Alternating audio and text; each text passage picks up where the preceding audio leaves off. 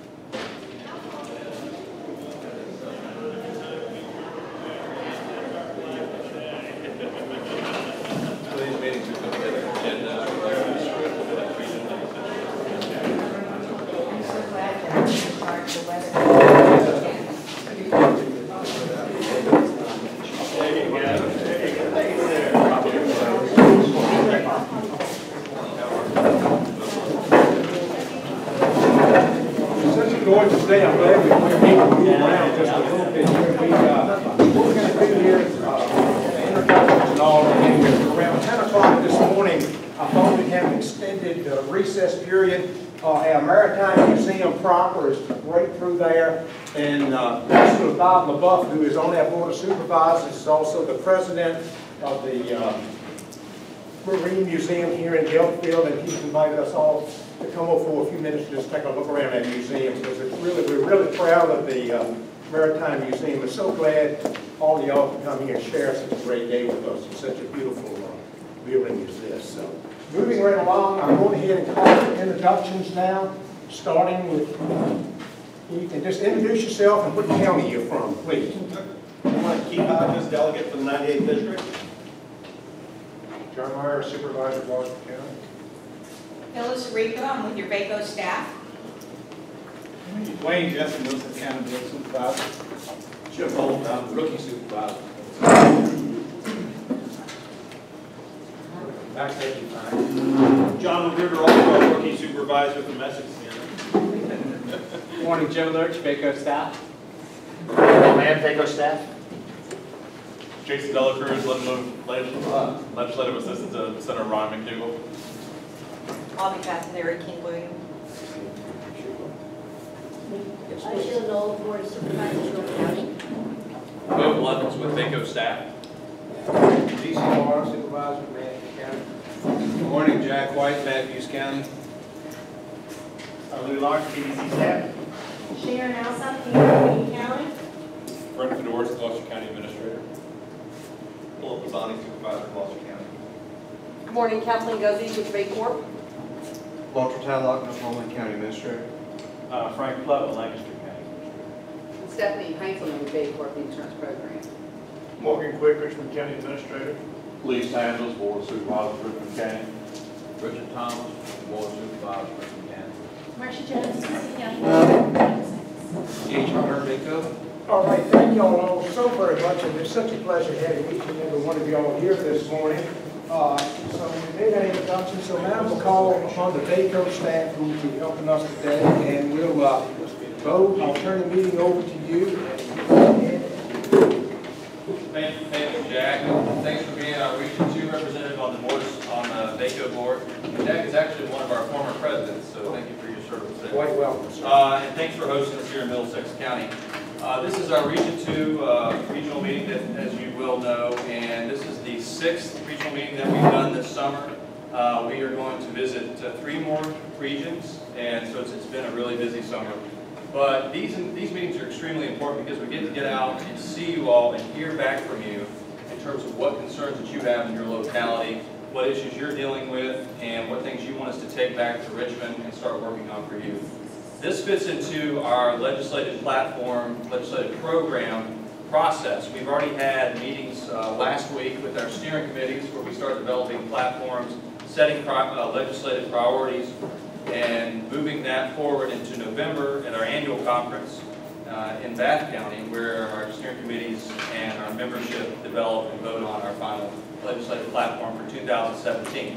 So the purpose of this meeting is to hear from our legislators who we have here, our legislative assistants to our legislators, and then hear from you all on issues that are important to you all. And we'll have a roundtable discussion later on. I do want to recognize Baycorp with Kathleen and Stephanie. Thank you all for coming up from Roanoke. And Baycorp is our sponsor of our meeting. We have a great partnership with them and encourage you all. I don't know, Kathleen, if you want to say anything for a minute or two? I'll just be very, very brief because I know you have a big agenda. We appreciate being partners with VACO. As Bo said and Stephanie said, we are the insurance arm. We're your insurance partner through VACO. Before I came on with Baycorp, I went ahead and I had 30 years in local government, the last 11 of which as a county administrator, both in Bedford and Botetourt. And it's such a natural alliance to come over with Baycorp because we really are your partners. And the 3 key premises I had as a county administrator, really the 3 key premises of Baycorp. One is customer service. That's what you guys do every single day. You're serving your citizens, your visitors. It's all about customer service, and that's what we do here with Baycorp. You are members, and we will love that partnership, and we are here for you to meet all of your needs, whether it is with workers' comp and property liability, but then also our new programs where we responded to needs out there. Hybrid disability, load up, volunteer accident sickness, lots of different new programs that are a result of you presenting to us your needs. So don't ever hesitate to come to us. If there's anything we can do, we'll be glad to do that. So first, I said customer service. Second, financial stability. We know that's important to you as local governments. It's also important to us as Baycorp. So when I also served on the board of directors for Baycorp for 8 years, I really saw that the staff came to the board of directors and every decision they made was based on the financial stability, not just for today, but where are we going to be 3, 5, 10 years down the road. Always looking at that long term, because that's what we all want as well. We don't need to make decisions for just today. We always have to be looking at the long term for our citizens.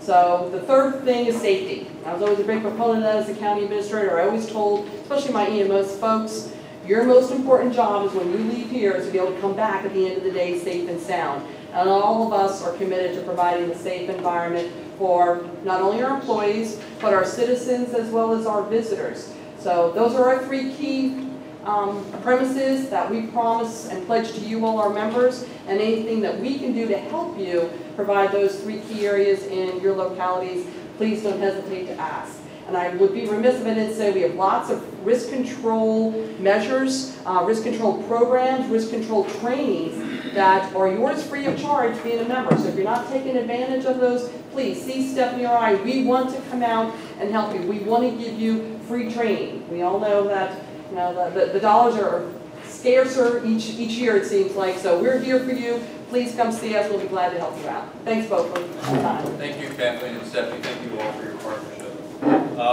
Today's agenda, we're going to hear from Delegate Hodges, who's going to speak, and then Louis Lawrence is also going to have a presentation. And then I believe, Jack, we're going to go do our tour perhaps after that. When we get back from our tour, we'll hear from legislators or legislative aides, any comments that they have. And then I'll let Larry land on our VACO staff to bring us into our county issue discussion at that time. So Delegate Hodges, I want to do a brief introduction for you and let you come up here. Delegate Keith Hodges, he's going to provide an overview of the study on stormwater policy being conducted by the Virginia Coastal Policy Center.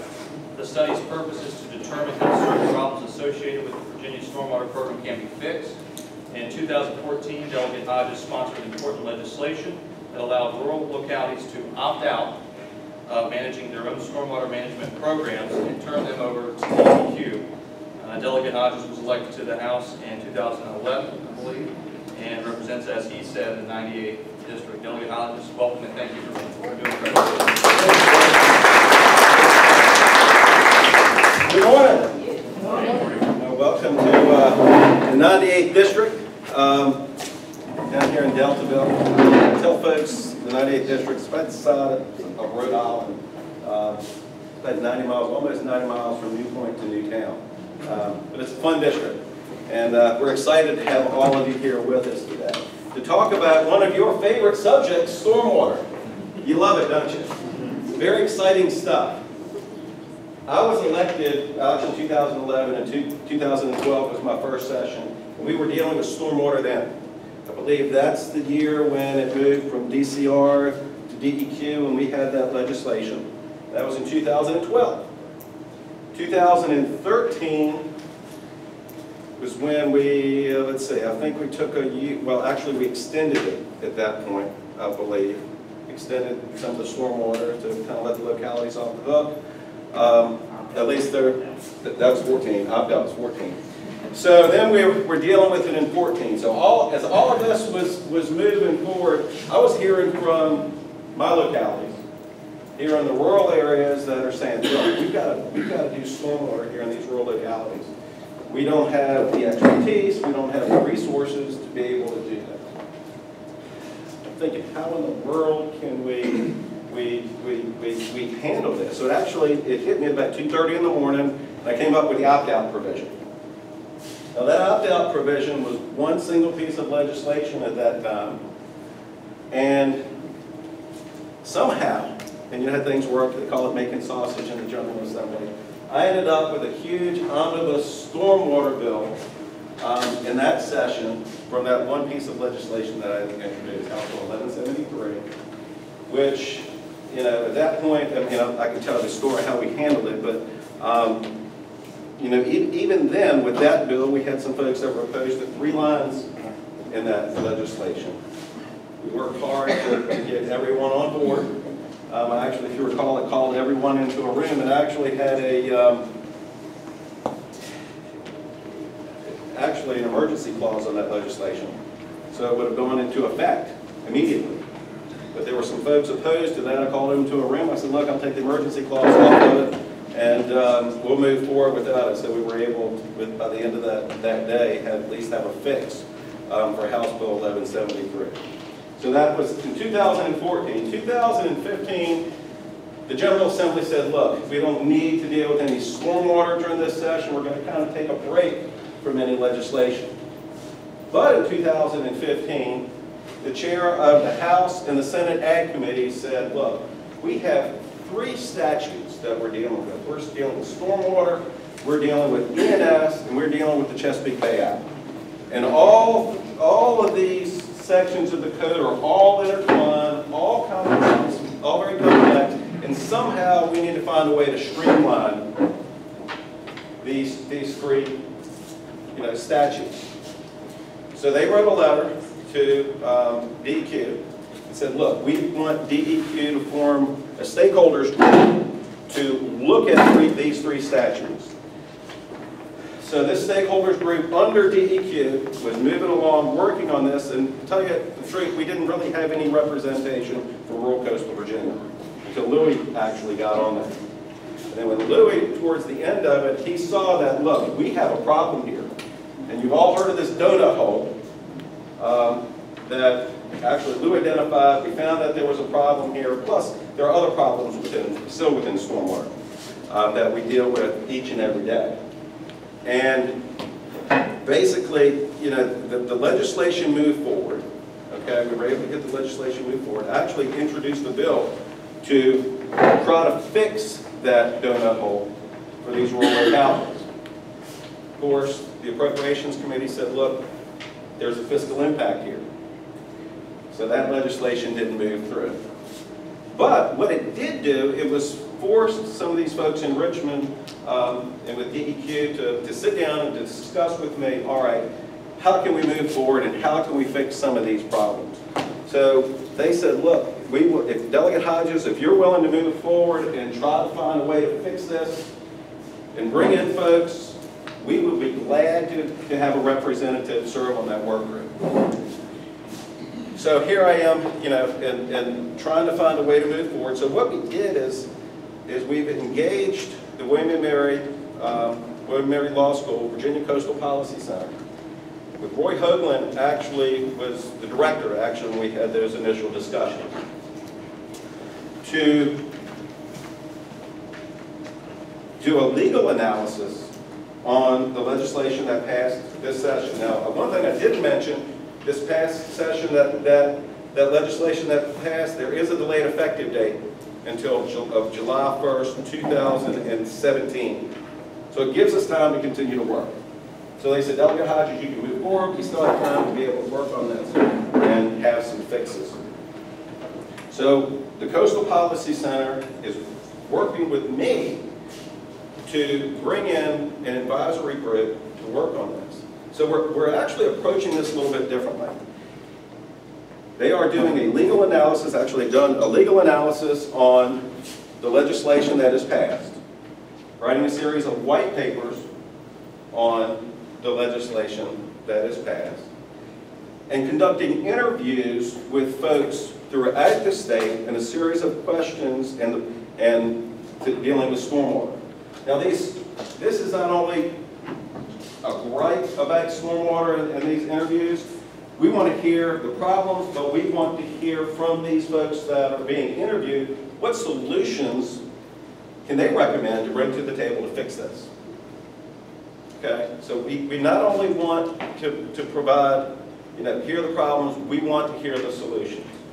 Then bring all of that back, analyze it, look at it, and bring in an advisory group of some key folks throughout the state, provide them with all of this information, but also do an analysis, all right, of the code of what we can do to fix this. We need to think differently and how to fix this. So that's where we are right now in the process. A number of interviews, the analysis has already been done. There is a fact sheet that will be given to each of these stakeholders when they work on this, with this work group.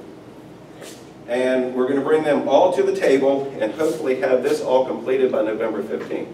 A number of folks have already been interviewed. If you are on that interview list and have not responded, we can't force folks to respond, but we need to hear.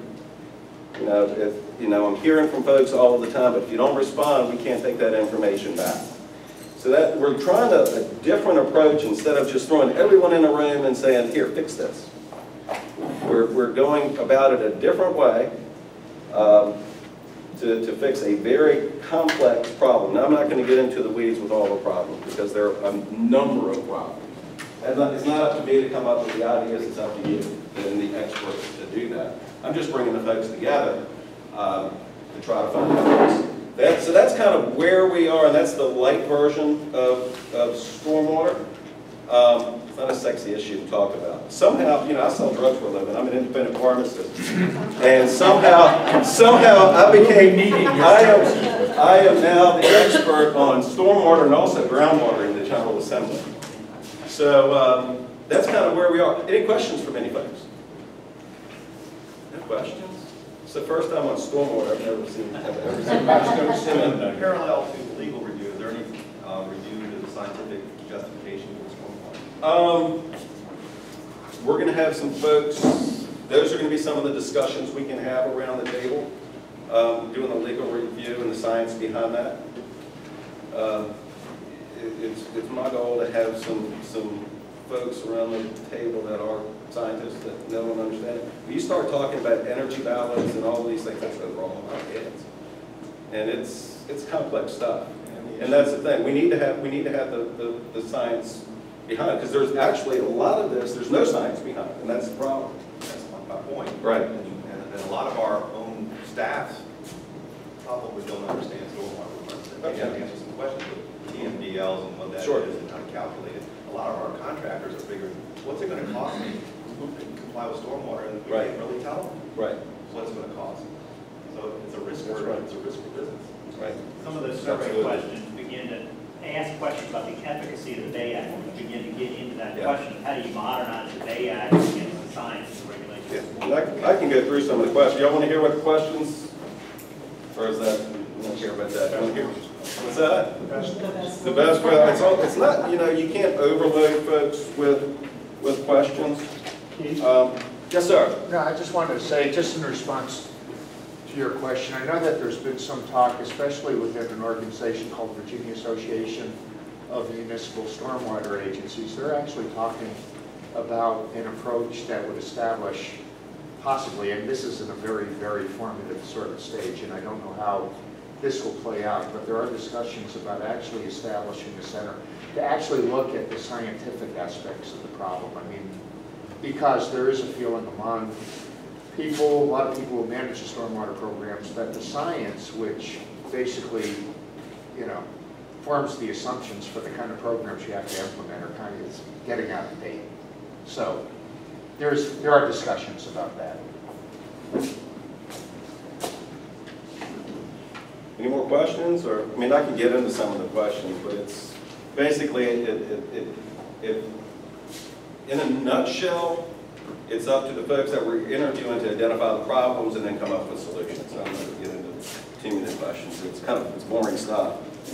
Any common threads that you can share with us among the responses from the localities?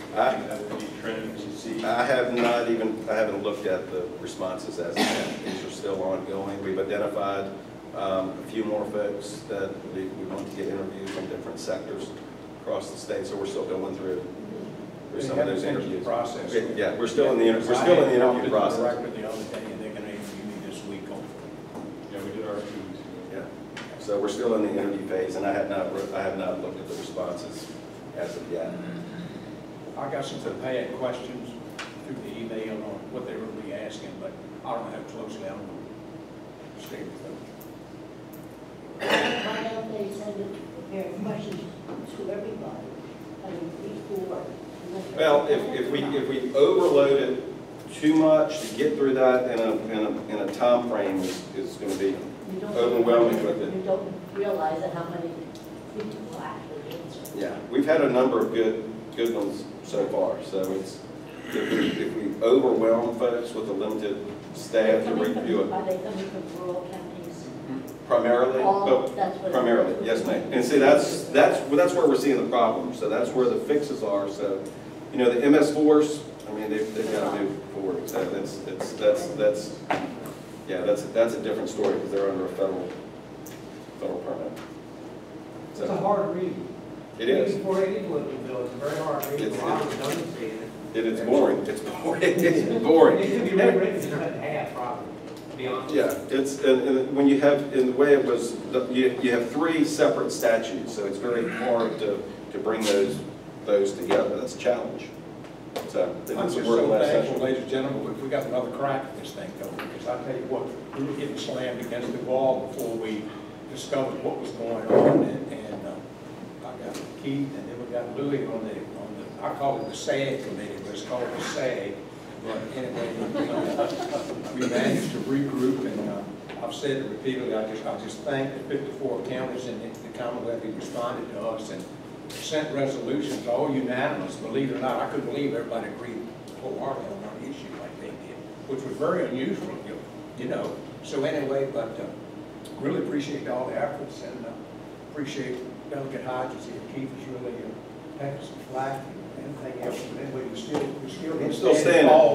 It's a tough issue. Well, we're in good shape, buddy. So Well, thank you. Any more questions? there's some discussion. All right, we can talk about some other things later.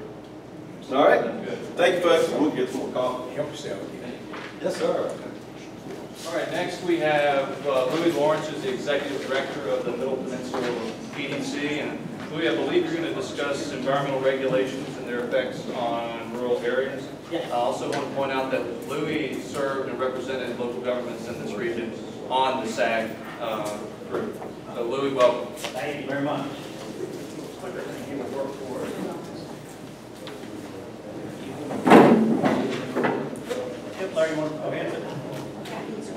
All right, good morning to those of you all that don't know me. My name is Louis Lawrence. I'm the Executive Director for the Middle Peninsula PDC. As Delegate Hodges has been walking this stormwater nightmare over the last 5 or 6 years, we began to think differently about the role that environmental regulations play within these rural coastal areas and how does it hamper economic development.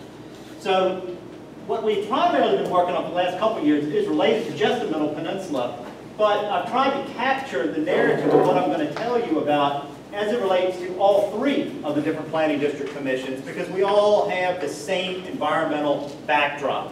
So the things that we're going to talk about specific to the Middle Peninsula, we have set this up to work for the Northern Neck and the Eastern Shore at the exact same time. So obviously, what do these areas have in common? We've got a lot of blue and green infrastructure. That's the quality of life. That's how our economy functions. It's what makes our community special. It's why people move here. But there's also something else that we have to deal with that other areas of the Commonwealth do not have to deal with. Next slide, please. When you look at the regulatory framework that we find our communities under right now, no other areas of the Commonwealth are subjugated to this type of framework.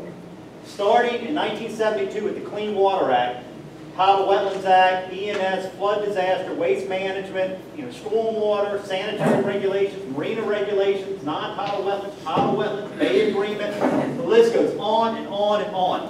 When you talk to state folks about the environmental regulations, most of the time they look at that issue through their one little lens. And so they may be controlling this one issue. They don't see the cumulative effect of the layering of all of this environmental regulations on you all locally every single day. We can't put a spade shovel in the ground anymore without having to spend 2 years to try to get a permit to do anything.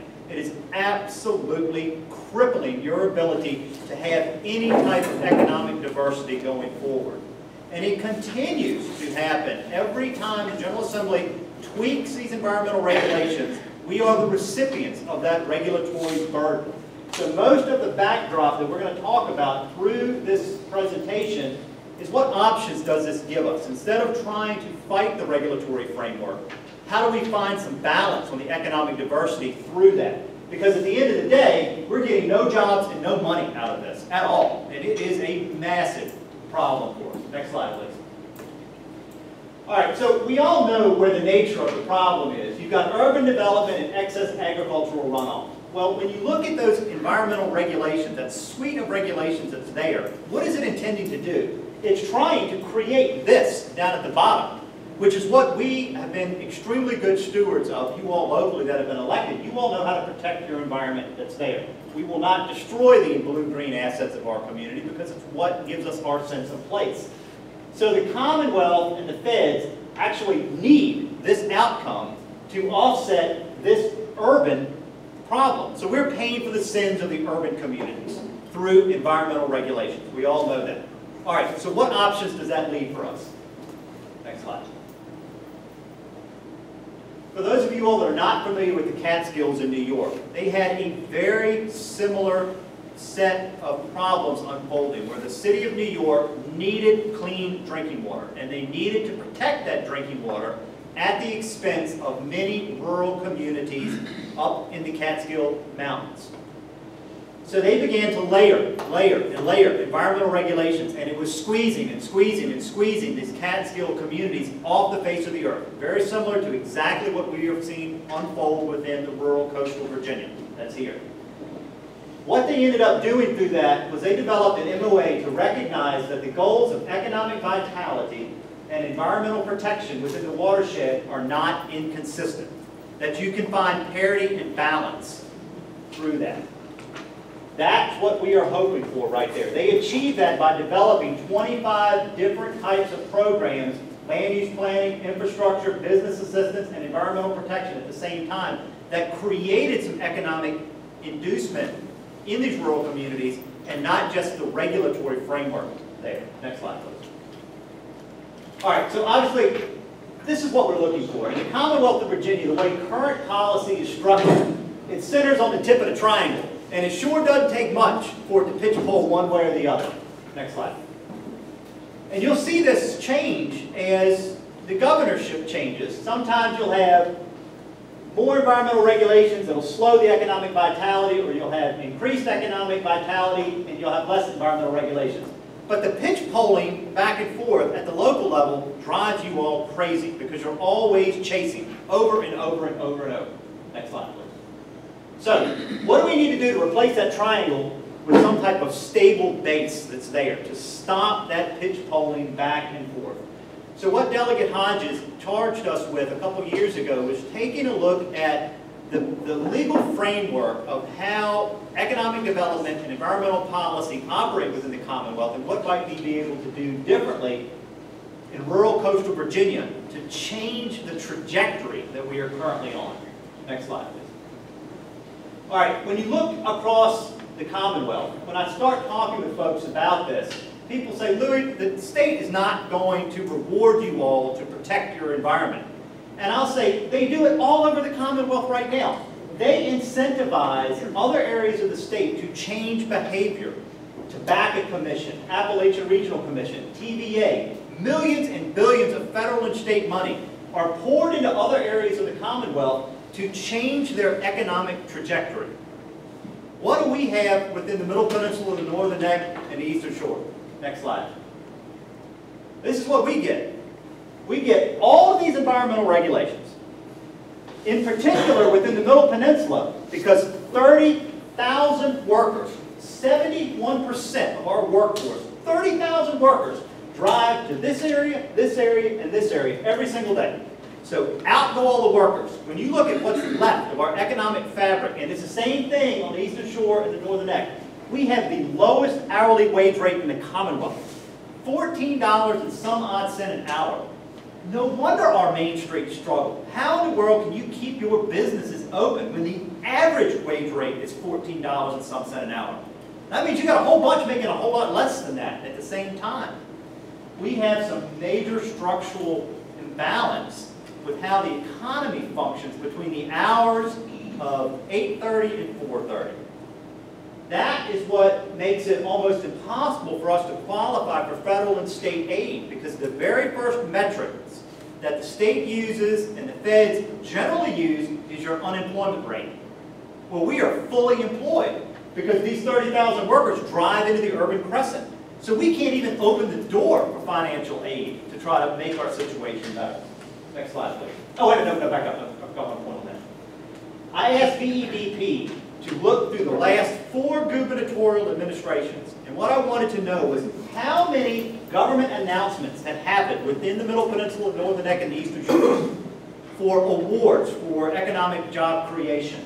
We've got communities in our area that have never had a governor's announcement. Ever. Ever. You look at these other areas in the state, the darker the color, the more announcements. Matthews, Middlesex, pink. 0 announcements.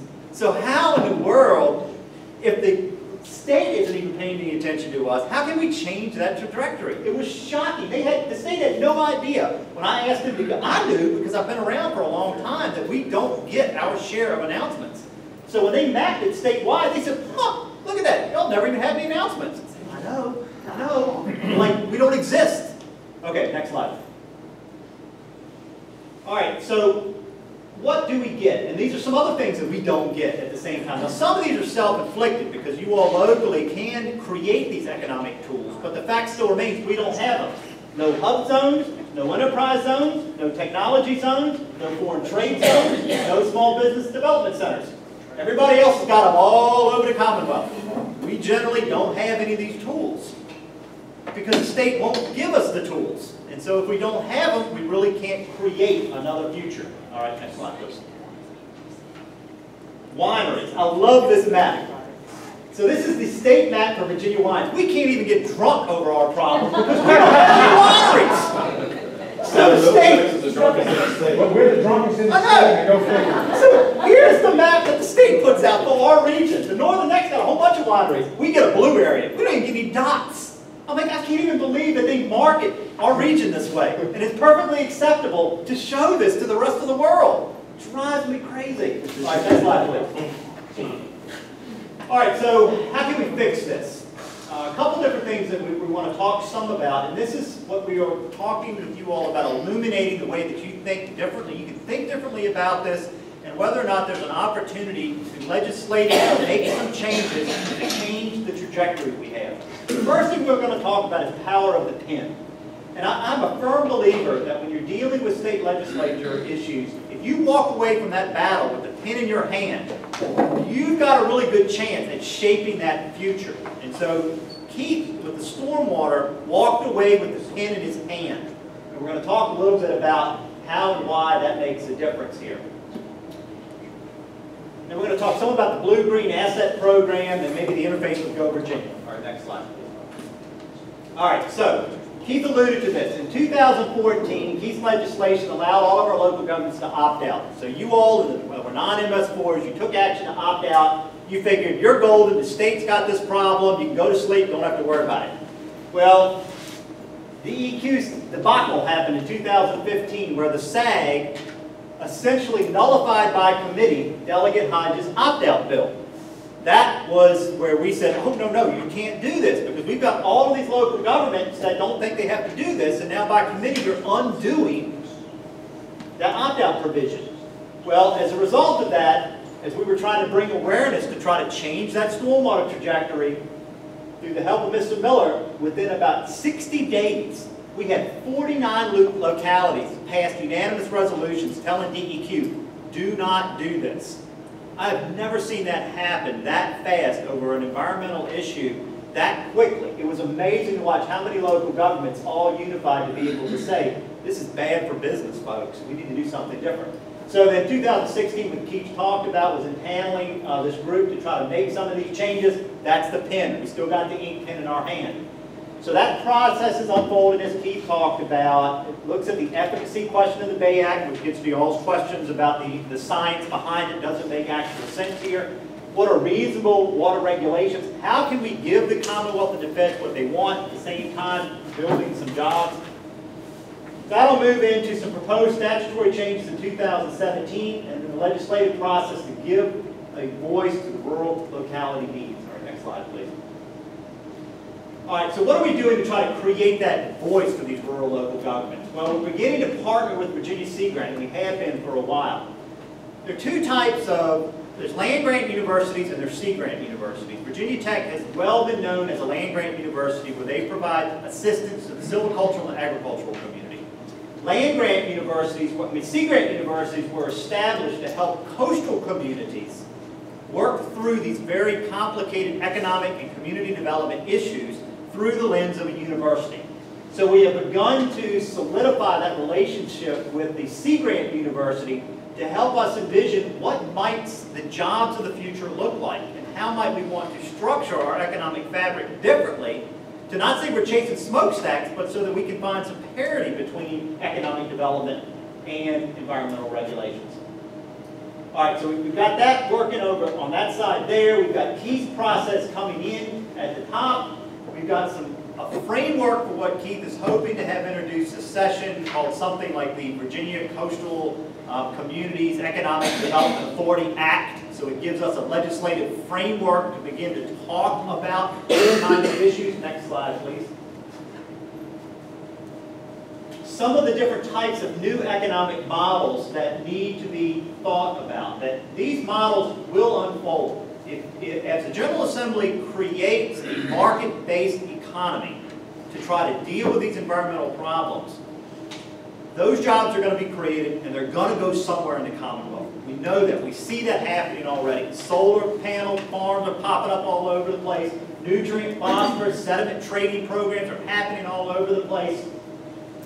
Why can't we direct the Commonwealth to say that, for example, with VEDP, if a corporate company moves into the Commonwealth and they have some type of environmental offset that they need, why can't they direct that that offset has to be purchased in these rural communities first?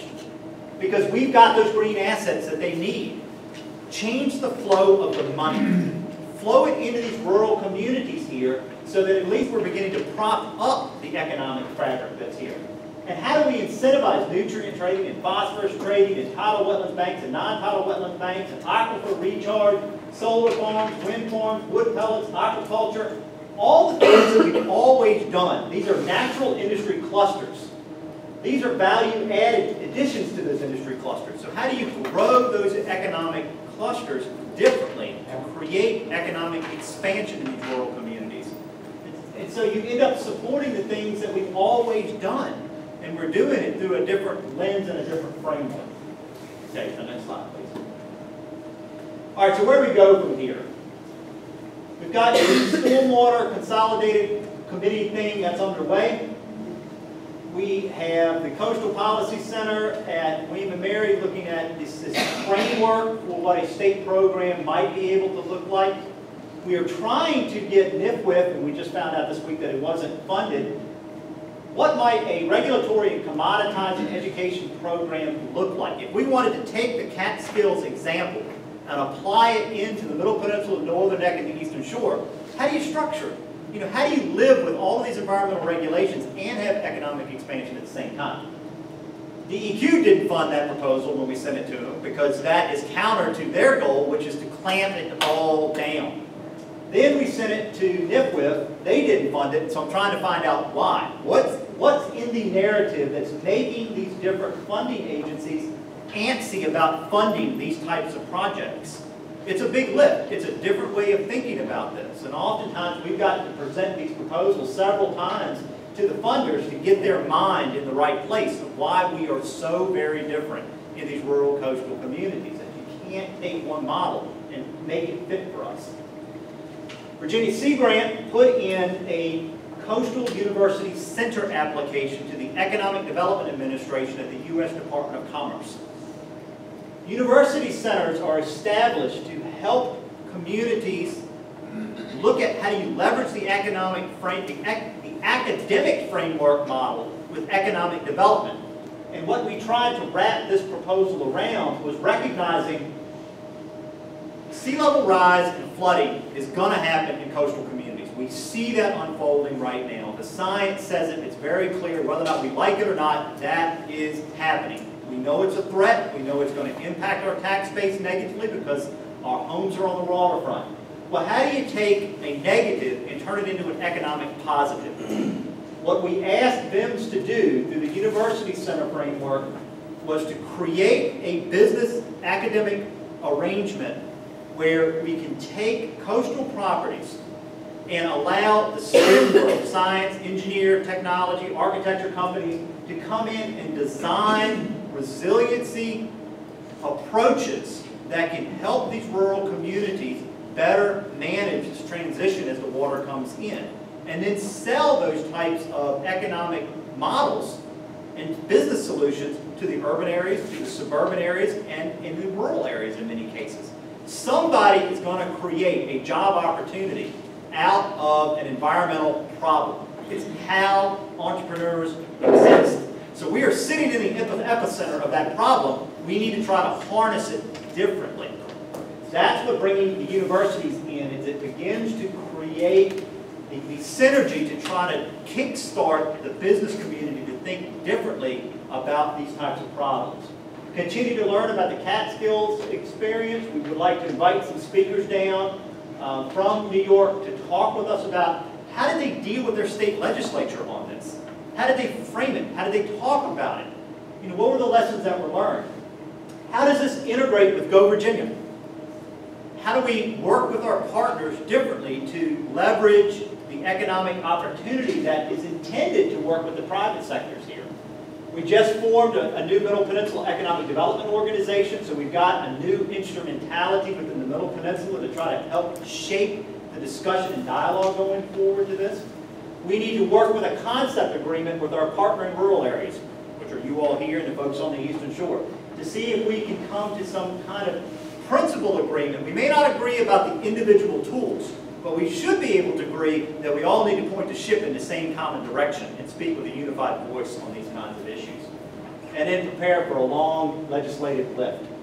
There are a bunch of different approaches that Keith and I have been working on, gosh, for probably the last 2 years. We've got 34 what we're calling economic transformative legislative concepts that don't involve new revenue, It more involves slicing the existing revenue pie differently to pour that money back into these three areas where that money is currently being generated from. And so that's going to require a lift. We need to get that money back into the communities where it was actually coming from and not bleeding that money back out to the urban areas. Because all that does is rob Peter to pay Paul at the end of the day. So I'll be glad to take any questions that you all might have about this. Really, Yes, Jay. a couple of points. First, I looked at the Catskills model, and one thing that I don't see us having that they had was a litigated posture. They actually filed suit, and this was private state action. This wasn't a long line of federal legislation. Sorry. But for this, I mean, you know, I'm 100% behind you, but I'm trying to get the easy, not complex programs, but something that's real simple, and that's characterizing our land. Right now, we're taking uplands, flooding it, creating these wetlands to sell credits at a very high dollar. Whereas, you know, if we're going to go green, if we're going to just preserve and hold these places, it's a federal thing to recharacterize our land as highly valuable environmental asset land that should be able to, like we were saying, is redirect that effort to say, okay, you need a purchase mitigation, you can actually come here and purchase, you know, these conserved lands. It goes in our property owners and our governments in lieu of taxes, and it still provides a vehicle for people to mitigate. And it's the scientific mistake or problem that we have in the regulatory paradigm is that we have elevated wetlands well above valuable uplands, and it's a distortion, and we need to bring that back. I think that's a federal question. Albeit we could direct it to the state. I just thank you. I just want to bring attention to those. Keith, you got anything you want to add to this? Because it's going to fall in your lap, a whole bunch of this. You know, the one thing is here, the localities, and it's important that the localities remain whole and actually generate revenue off of it. So, you know, as you said, it comes into the localities coffers, it comes back into the landowners and into the localities. That is what is 501c3, the Catskills Watershed Corporation. There are, what, 15 different programs that are managed through that Catskills Corporation, everything from stormwater to economic development. Remember, there was a hammer there. They were facing building a $4 to $10 billion water filtration system for the city of New York. And as such, New York State empowered the city of New York to pass environmental regulations in the Catskills, in the watershed. So the Catskills were being regulated by New York City for the benefit of New York City. And that it was simply an economic free market approach. Hey, now guess what? Maybe we work with these people, we put money, we help them rather than these unfunded mandates. We'll be happy to pay it, we'll be happy to partner with you. And that was the solution. And we've got to put a vehicle together that we're partnering with these other people that need to comply with these environmental regs, but we need to change the definition of what is it good that is here that somebody can pay us to keep the way it is. You know, Jack's example there, you know, he talked about they had a legal issue that they were dealing with. I guess our corollary to that is death by 1,000 cuts. When you look at the regulatory framework, it's all of those regulations that are there, just nick, and we've got no skin. And in Richmond, it takes education. In a drum session, you have your 3 minutes before, you know, a committee and appropriation. Now is the time to get things done. And this is going to take a while to do this. We've already turned some heads in Richmond with this, but it's important that Eastern Shore, Middle Peninsula, and Northern Neck work together on this. That's why the tobacco region was successful. They all work together. And, you know, the coal region, they work together to focus on, you know, economic development in those regions. So that's why it's very important for us to work together, show how we're unique, how we're different, and how we're being part of all of this. And we have to think differently. We're getting there where we've already turned some heads in Richmond with this, and we'll continue to do that. We've had some success so far. It's my goal to to have some type of legislative package for rural coastal Virginia. Ms. Martin? Louis, with Bowling Green infrastructure, it looks like to me that we're creating a trading credit situation, different situations there, but I don't understand how it helps us, perpetual situations of an economy standpoint, because once we trade credit, the landowner makes a little bit of money, the county makes nothing, the county doesn't get tax money in perpetuity, and basically, I guess I just don't understand the concept of how this is supposed to be beneficial in the long term to any community. Right. Can you help me with that? Yeah, there are two ways of answering that. Obviously, in the economic model, you've got direct, indirect, and induced benefits. All right, the local governments want the direct economic benefit. That's what you all want. You need to see that revenue coming back in. The indirect and induced are great. Those are the jobs that are created secondarily. Those are the spin-off benefits that are there. A lot of these business models through the trading system are going to unfold regardless. We know that's going to happen. That value is being stripped out of your localities when that happens.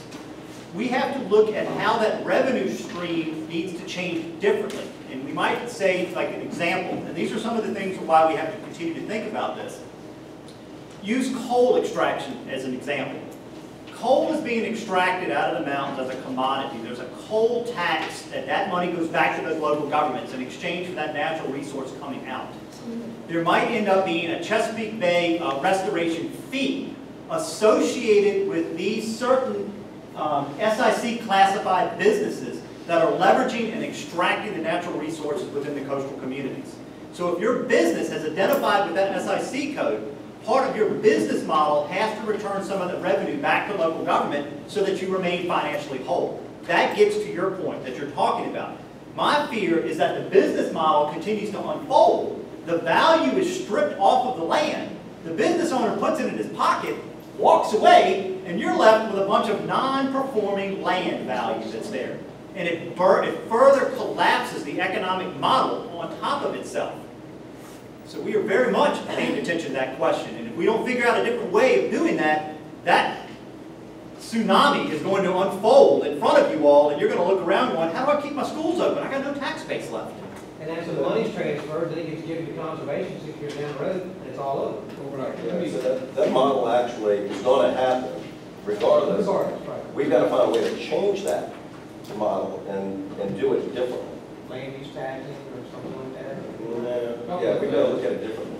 Number one, he said a very important thing. Taking's already happening. We're without. We're not going to change that, in my humble opinion. Political question, we don't have our fingers crossed wherever we like. The issue is that right now people are paying $50,000 an acre to purchase mitigation weapons.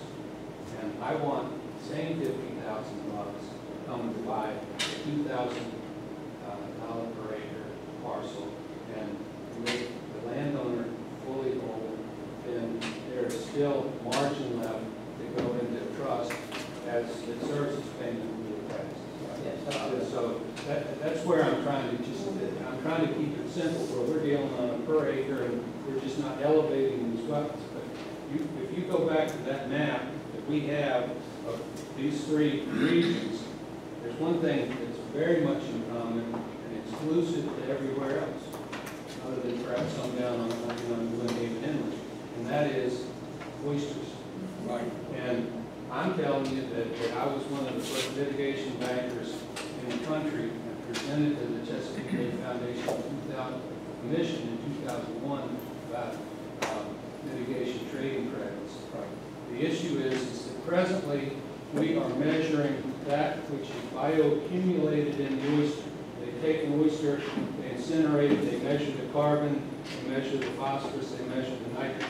That is a minuscule proportion of the amount of those same chemicals that the oyster's actually removing. He's sedimentizing the phosphorus, he's sedimentizing, or not sedimentizing, he is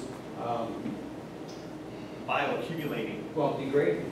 He's locking the carbon in into his shell, and that's removed from the water. But there's also the denitrification that takes place that we don't have the means to measure. Right? It's tremendous, and he's taking that nitrogen molecule, depositing it into the bottom, the healthy bottom, that black mud. There's bacteria in there that's basically stripping an oxygen molecule and you're changing dissolved nitrogen solid into nitrogen gas, which makes up more than 50% of the atmosphere.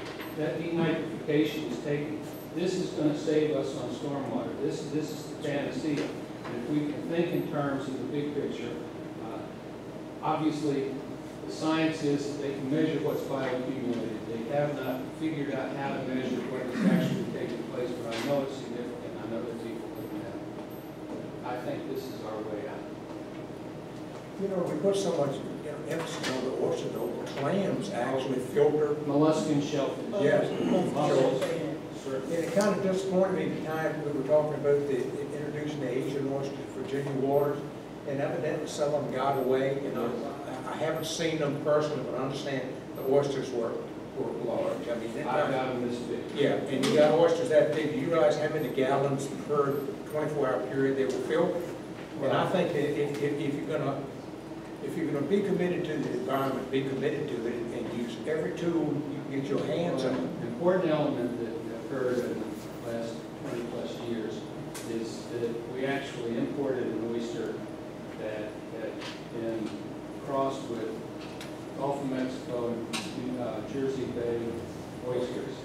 The object of the exercise was to have more dermal resistance. We now have an oyster that's been wild and reproducing in the Chesapeake Bay for more than 20 years. And that oyster is more resistant. People don't even think about or even know about, you've got to grow that oyster in 12 months or it's going to die. That's changed. We have established a healthy local population. And that's associated with what we do in this green infrastructure, this green effort to take care and let those continue to prosper. And the case is not that big. Let's go, John. This is really interesting to me. 29 of the 95 counties in Virginia are affected by the Chesapeake Bay Preservation. So if delegate representation is proportional to the counties, 2/3 of the legislature got together, wrote the Stormwater Act that affects 1/3 of the state of Virginia. And we're spending thousands of dollars on ways to devise regulatory study groups, and other ways to mitigate the impact of the Stormwater Act, to the point where you got lawyers over here talking about biochemistry and genetic engineering in a meeting such as this. And Keith Hodges wants to weigh in on genetic engineering. It goes back to the key point that you had in your in the actions, which is the efficacy of the Chesapeake Bay Preservation Act. Let's narrow that down a little bit to the Stormwater Management Act. We're spending a lot of time trying to mitigate the impacts of this. We do need to spend a proportional amount of time going back to the original legislation and seeing what part of that is truly appropriate, and if we understand both the positive and negative impacts. Well, actually, most of Eastern Virginia falls under stormwater and MS4. So the stormwater legislation that I have really doesn't even apply because that's a federal permit. It's the rural areas that are even more disproportionately. So we're more. So we're actually the opt-out localities that fall under this. I mean, there really wasn't very many within the Chesapeake Bay region. That's correct. I think it's like 19. 19. So it's not a tremendous number of We're localities. an opt-in. You're an opt-in. But we're certainly But you're affected still by rural. the economic impact. Right. You're not in non-MS. But you're not in non-MS4. But most of the areas are MS4s. So to me, it just, going back to the original regulations has the potential of simplifying rather than complicating mitigation process. That's very much what we're trying to get the law school to figure out is, can we take 3/4 of these pages out of here because they just don't serve any functional purpose anymore. Can you expand a little bit more on the Go Virginia program, its impact for our area here, the Middle Peninsula, Northern Neck area? Yeah, that is a transformative piece of state legislation that is intended to bring the private sector to the table to do things differently than what we have been doing in the past. So there are two frameworks that are unfolding. Right now, the state is chopping up the Commonwealth into these regions. And these regions exist as administrative planning units. And we try to advocate that the Middle Peninsula, the Eastern Shore, and the Northern Neck should be as one Go Virginia Rural Coastal Region, because we were thinking about it through this lens. I wasn't successful with being able to convince folks that had the final say at the Planning District Commission level that that made any sense. So we ended up being lumped in with the Fredericksburg urban area. So the Middle Peninsula and the Northern Neck now follow this urban, slice. And so for administrative purposes, our economic Go Virginia lens is centered on the needs of the urban community out of Fredericksburg. I think that poses some business challenges because our economic model doesn't function that way. Our businesses don't look that way. The only reason we drive that way is for people to go to Northern Virginia for their jobs that are there. So that administrative unit has a board that will have to be impaneled, around 20, 25 people, that has to be reflective of your economic business interest. So that exercise is trying to unfold right now, where we're trying to figure out whose seats should be representative for the Northern Neck and the Middle Peninsula and George Washington Regional Commission Fredericksburg area in a way that we're not looked upon as, you poor little country boys, y'all go sit over there in the corner and let us big urban people tell you what you need to do. That is a complicated discussion to have with these big corporate entities that are looking at the state money coming in, and our economic fabric is driven by the seafood and silviculture industry. And these guys are really more interested in running their business and not necessarily sitting around the table arguing over how do we get some of the state money. So we're having that difficulty of trying to find some parity between urban and rural. And so that is unfolding. When that is done, that will set the administrative framework for the regions to be able to apply for state money for transformative economic development projects that create jobs and economic value within your regions. Now, it's intended to allow for great flexibility where you don't have to look just inside of your administrative Go Virginia unit. You can partner with Eastern Shore, you can partner with Southwest Virginia, you can even partner with Maryland if it makes sense to be able to do it. But you've got to be able to make the case for why the jobs are going to be created. What's really important for local government out of this, the state has agreed to open up the income tax box out of this. So if you create jobs out of this, a new stream of revenue up to, I think it's 6 to 8 years of money will come back into that jurisdiction in the form of state income tax coming back into that jurisdiction. That's the big nut that's out there that we're trying to make sure that our local governments and these rural communities can grab hold of. Because if you don't try to do that, what's the purpose? I mean, you're losing that direct, to get back to your question. It's that revenue. It's the revenue that you all need. We're still waiting for the state to provide guidance as to how the program is going to work. That probably won't come out until late fall, early winter, we're guessing. So it's just kind of sit and wait. Talk to your business community. Help me with names of folks in your business community that will serve and want to advocate to work collaboratively on this. Delegate Hodge, you may want to speak to some of that configuration. I just have a question, if you don't mind. How many folks, I know we have folks from across the river as well, but how many folks are here from the Middle Peninsula and Northern Neck? Raise your hand. Raise them high. How many of you have really even heard out of that number, heard about Go Virginia? Number one. Now, number two, how many of you realize that your region or your locality was going to towards Fredericksburg? How many of you were aware of that? How many of you would rather see it as rural coastal going together? And as rural coastal, how many would like or are fine with it going to Fredericksburg? That was great. That's what I needed to know. You got that? I need some more coffee on that. So this is moving along, but that's exactly what we need to hear. Sorry, I need some coffee. Were there any pros to doing that? Was there any purpose that might have provided some pros? I mean, it could be all of it. It's administrative, but what do we have in common as far as, what does Matthews County have in common with Fredericksburg? It's the population. How much? The population drives the money. They're just looking at a map, just like a big box store looks at a street corner and says, hey, this looks good right here, but the traffic patterns and everything else never work. Here's where I lost the argument on that.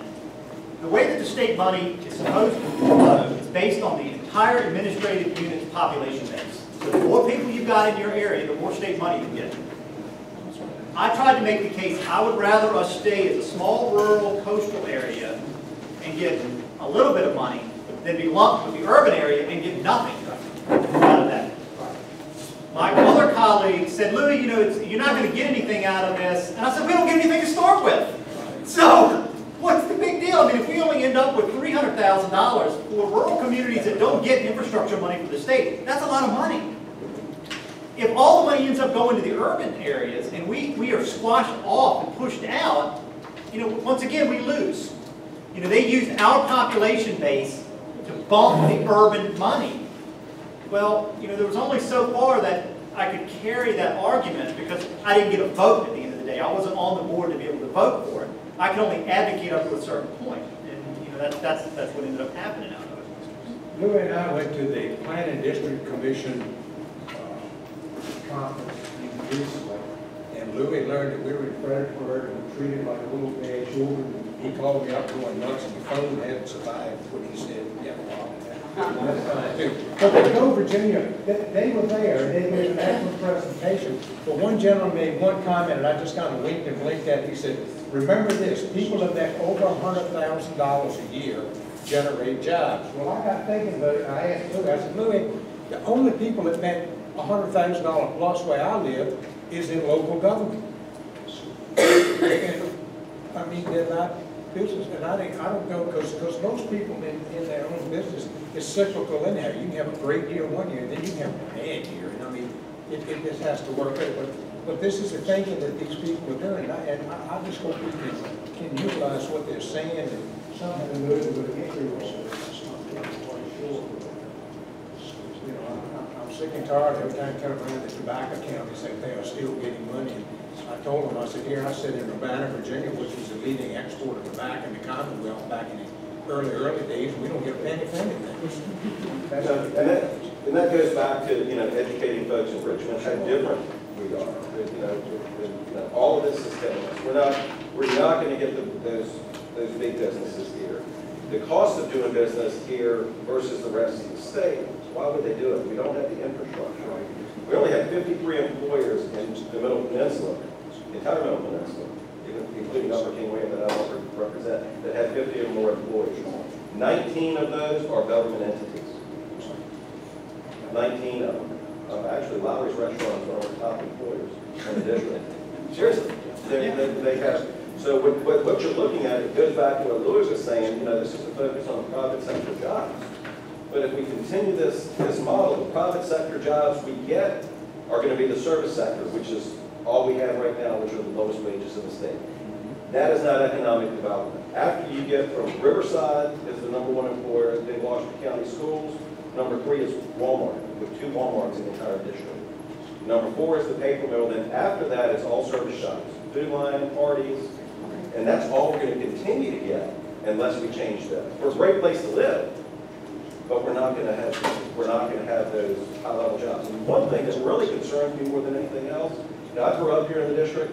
My wife's from here in the district. I'm one of the only few. We're not even giving our kids a chance to be able to stay here.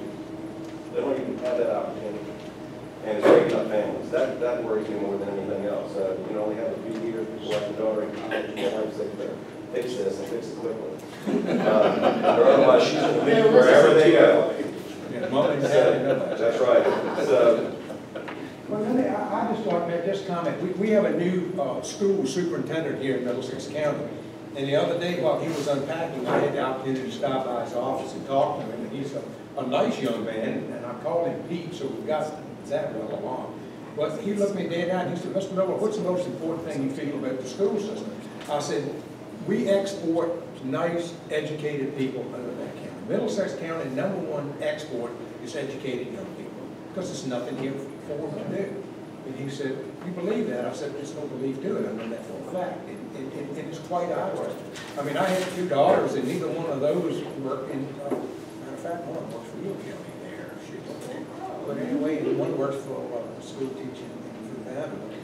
Anyway, that's the point we're making. There's just nothing here for our young people to do. And the trouble is that a third of our population in Middlesex County is over 65, which is a major impact. But living down here, y'all also like it. But that's what you have to face. We'll just keep on going. One thing I like about this idea that Lou was talking about taking lands and turning it into credits and stuff. At least we're all a waterfront communities here in the middle. And we would be competing against other actually. Like the trouble we've been having is some counties have been hesitant of let's go to one other county and put all that money in that pot so we get economic development. This way we all share in it, and your landowners are the ones who will be doing the business, but we can do it cooperatively.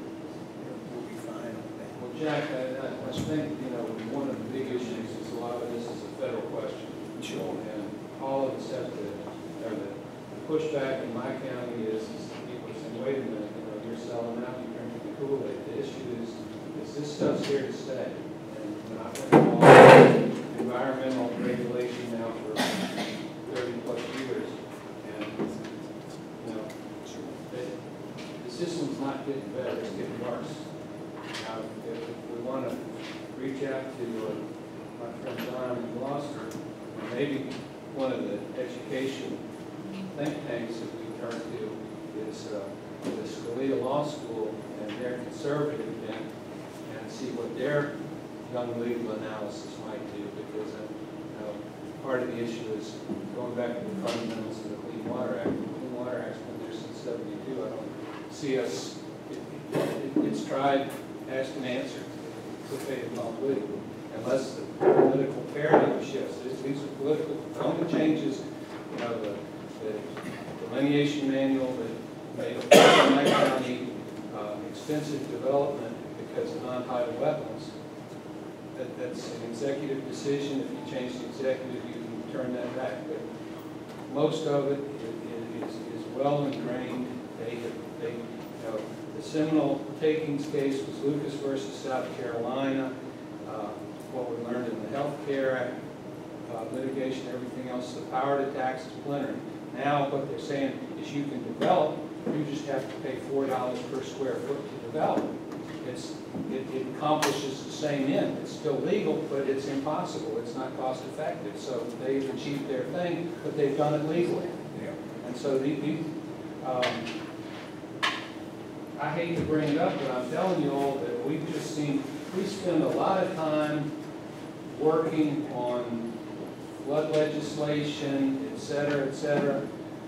FEMA has backdoored the entire process. They've gotten what they could not get legally from their authorizing legislation. They've gone to the building code officials, both international and each state council, and they have changed and put the most rigorous flood zone policy into place.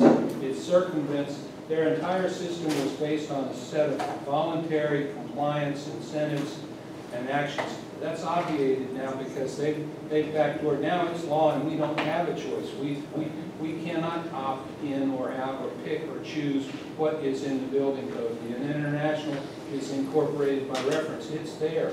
You've just expanded the high flood risk area, and the flood rates that match that are soon coming.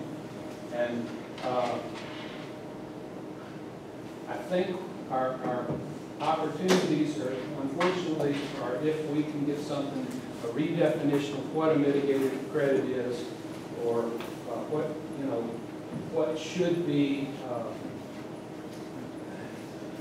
substantial damage or improvement that triggers all of this stuff in the flood ordinance. But the issue is we can create a friendly framework, but a lot of the solution is going to be making the case on the federal level. Some of it, but I think as we move through this, I think there's some opportunities at the state level. We have to try to take advantage of those if we can. So when we work at the federal level, there's some innovative things we're doing with forestry right now. that they're doing across the state. So we need to look at continue to look at some of those things and explore from the state level. One of the things you should do at the state level, Keith, is the last time I looked, there's a statutory provision in the Virginia Code that provides if there is a loss and there are more than one avenue of what peril that caused the loss. So for instance, a building gets damaged, tree hits it, knocks it down, it gets flooded. Is it water damage or is it wind damage? The issue is under Virginia law, the insurance company has to opt for the peril that provides for insurance coverage. What this has done, and it affects every one of us, it affects every property east of 95, and that's property casualty insurance, not flood. And that is, with this provision, these insurance companies are going to stop paying for losses that they really shouldn't be hit with. And they're redlined, and I can't, USAA won't even write insurance in Matthews County anymore. And it is a real problem, and that is something that is a Virginia fix. I think maybe we need to look at that legislation, because maybe it's an unintended consequence of something that was really consumer oriented. Back in the chart that shows the 25 or 30 different legislations you're going to stack up. Stepping outside the box, or wouldn't we prove it, maybe just a step back? Eliminate all those things and start over again. Those regulations have been regulations over regulations over regulation. Now you diluted the original meaning of what you're trying to do in the first place. So maybe rather than doing a bureaucratic look and say, okay, we're going to put more regulations on top of the 25 we've got, why don't we just start over again? Because I'm going to tell you, sunshine provision question. I'm going to tell you, a lot of folks in our county, and I'm sure the rest of you counties have it as well. You guys don't understand these environmental regulations, these water regulations we're going to be close with. And thank God the Waters of the World thing the Waters of the USA thing has gone, has been postponed for a while. But that would be nice, but when you start to get 25 programs and all the stakeholders and all the bureaucracy. Yeah, but it's just as John said, I mean, 2/3 of your legislators are enacting legislation that affect one-third of our state. But a lot of this, they don't understand it in the first place. But a lot of this is federal that's pushed down to the states. You've got both to deal with. I mean, and to change all of that, I mean, it's going to be easier to, all right, let's make it easier for these localities and these folks to navigate through these regulations. And instead of, I mean, it would be nice to try to change all those, but take for instance the Bay Act. You even talk about the Bay Act. There are folks that draw a line in the sand and say, look, we passed that 30 years ago. We're not going to touch it. We're not going to change it. And the political will to change that is not there unless you have it all the way around. And that's only one example of that. Including the 1/3 that's legislating, 1/3 that's impacted. Yeah. The 2/3 say we're not going to touch it. Yeah. Yeah. It's worse than that, It's the federal guys on the entire inside part of the country regulating for what we do on the water, or what we just do in the Chesapeake Bay watershed. Like for me, I hope the revelation doesn't arrest me, but climate change is like trying to spend money through the sun from rising the next morning. The science is not clear, and I don't think the science is clear on this either. Well, I'm reminded of a successful court case walking out, and it was dismissed because the cop didn't show. And my lawyer put his arm around my shoulder and said, Jack, this is an important lesson. It's better to be lucky than to be right. That's we aren't getting anywhere being right. So, I think we've had a great discussion on this, and Louis and Delegate Hodges, thank you all for being here to present on this issue. I know it's a robust issue, and it's something that Larry Land, as you know, on our VACO staff has been working very closely on this. I was talking with Jack. What we'll do now is actually move to some of our legislators. We've heard from Delegate Hodges some. I know we have Jason from Senator McDougal's office. Jason, anything from you to add, or Senator McDougal? No, I just wanted to say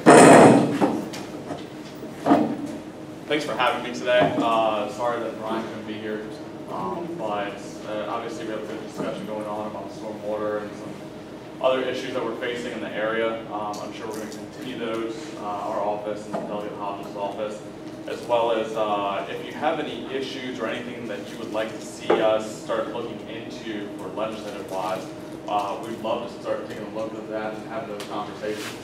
So it's best to get those in now and start getting the wheels turning on that before session comes around and then it's just really tough. So anything you have, please reach out to us. Our office is always open to you all. And any questions or issues that you have, we're here for you. Thank you. Thanks, Jason. Any other legislative aides or, oh, right here, I'm sorry. Hi, I'm Colleen Sickles from Senator Norman's office. The senator is sorry that he cannot be here, but I do want to echo Jason's thoughts as well. Any kind of information, any recommendations, especially with Go Virginia, our office would be very happy to help you. Senator Norman actually has carried the legislation last year to form the Go Virginia board. He is on board. So anything that we can do to help you in that aspect, please let us know. Thank you for being here. Tell Senator Norman we appreciate it as well. At this time, I think we're going to move into our individual county issue discussion, and I've talked to Larry. I want to go ahead and just get us into that. I'll name your county, and anything you want to add, any local issues that you're dealing with that you want to talk to us about, we can hear from you, and then we'll move on. So how about we start with Essex County? And we do have staff who are taking copious notes, so we will take those back to Richmond.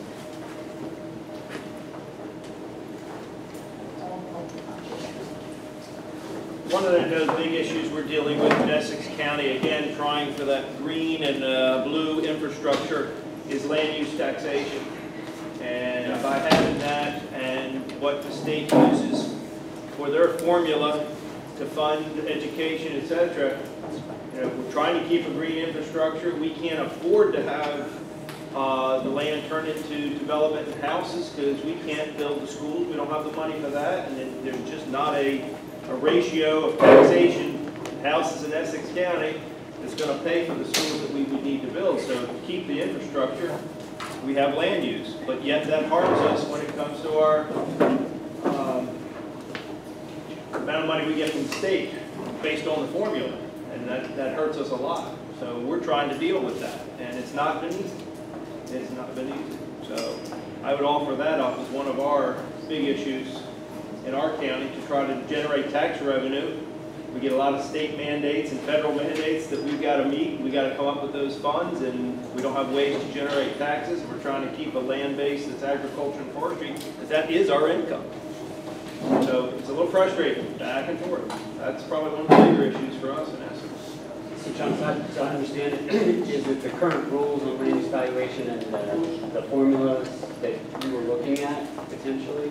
If you have something in a conservation easement, the state formula counts that and understands that. But if we elect, since we elect to have land use in our county, then we lose out on the formula for the state. So education funds. We had to come up with $400 and some thousand last year because, sorry, we decided to do land use. That hurts. In a county that we just can't generate any other income other than through taxation of houses or land or anything like that, but we don't want to tax them out of existence because we depend on the jobs and other good benefits that we get from that land use. So it's frustrating. So is there a way to change that formula? Is there enough fortitude in legislation to broach that subject? I'm hoping. Sydney, anything else from that? The concern that I had was on the mandates, and John covered that. Gotcha. All right, great, thank you. Matt, Middlesex, you and your team, anybody? Thank you all for hosting, by the way. Great food over here, and it's a lovely, lovely building and museum here. Well, thanks, Bo, and welcome again, everybody, to Middlesex. I'm really happy to host y'all. Hopefully, y'all are enjoying the facilities. I believe we're going to take a little tour later. Right after this, correct? Very good. Well, I won't stand between us and that. Yeah, I'll do Essex County's remarks. I know I speak for all of our board members. where land use taxation and the composite index is just a principal issue to rural localities. It just seems like it's not quite fair that we impose a locally elected land use, land conservation plan that's a little nimble, a little flexible in terms of years and whatnot, but then we're penalized by the state and the composite index for doing so. Unlike us, Middlesex County is not as affected by it, but we are affected. Mandates are always a concern. You know, Middlesex County, as Jack has already said, has kind of led the way. And I don't want to be perceived as a bomb thrower, but we have illuminated some of the issues with the stormwater regulation between us and King and Queen County and a couple of other kind of contributing counties out west, Cumberland in particular. It kind of led the resistance, so to speak, with the resolutions that were passed. Brought some awareness to that issue. For Middlesex, we seem to be focused primarily on infrastructure concerns now. So the Go Virginia and this new paradigm of maybe trying to bring resources into the community through credits and trading, it's kind of appealing to Middlesex in that, you know, we, like most counties in the eastern part of the state, have our comprehensive plans pretty much aligned with preserving the rural character of our community. Rural character to us means one thing. Rural character, Richmond County may mean something else, and yet again, rural character in York County means still something else. But all of us seem to focus or have a large part of our comprehensive plans on preserving this rural character.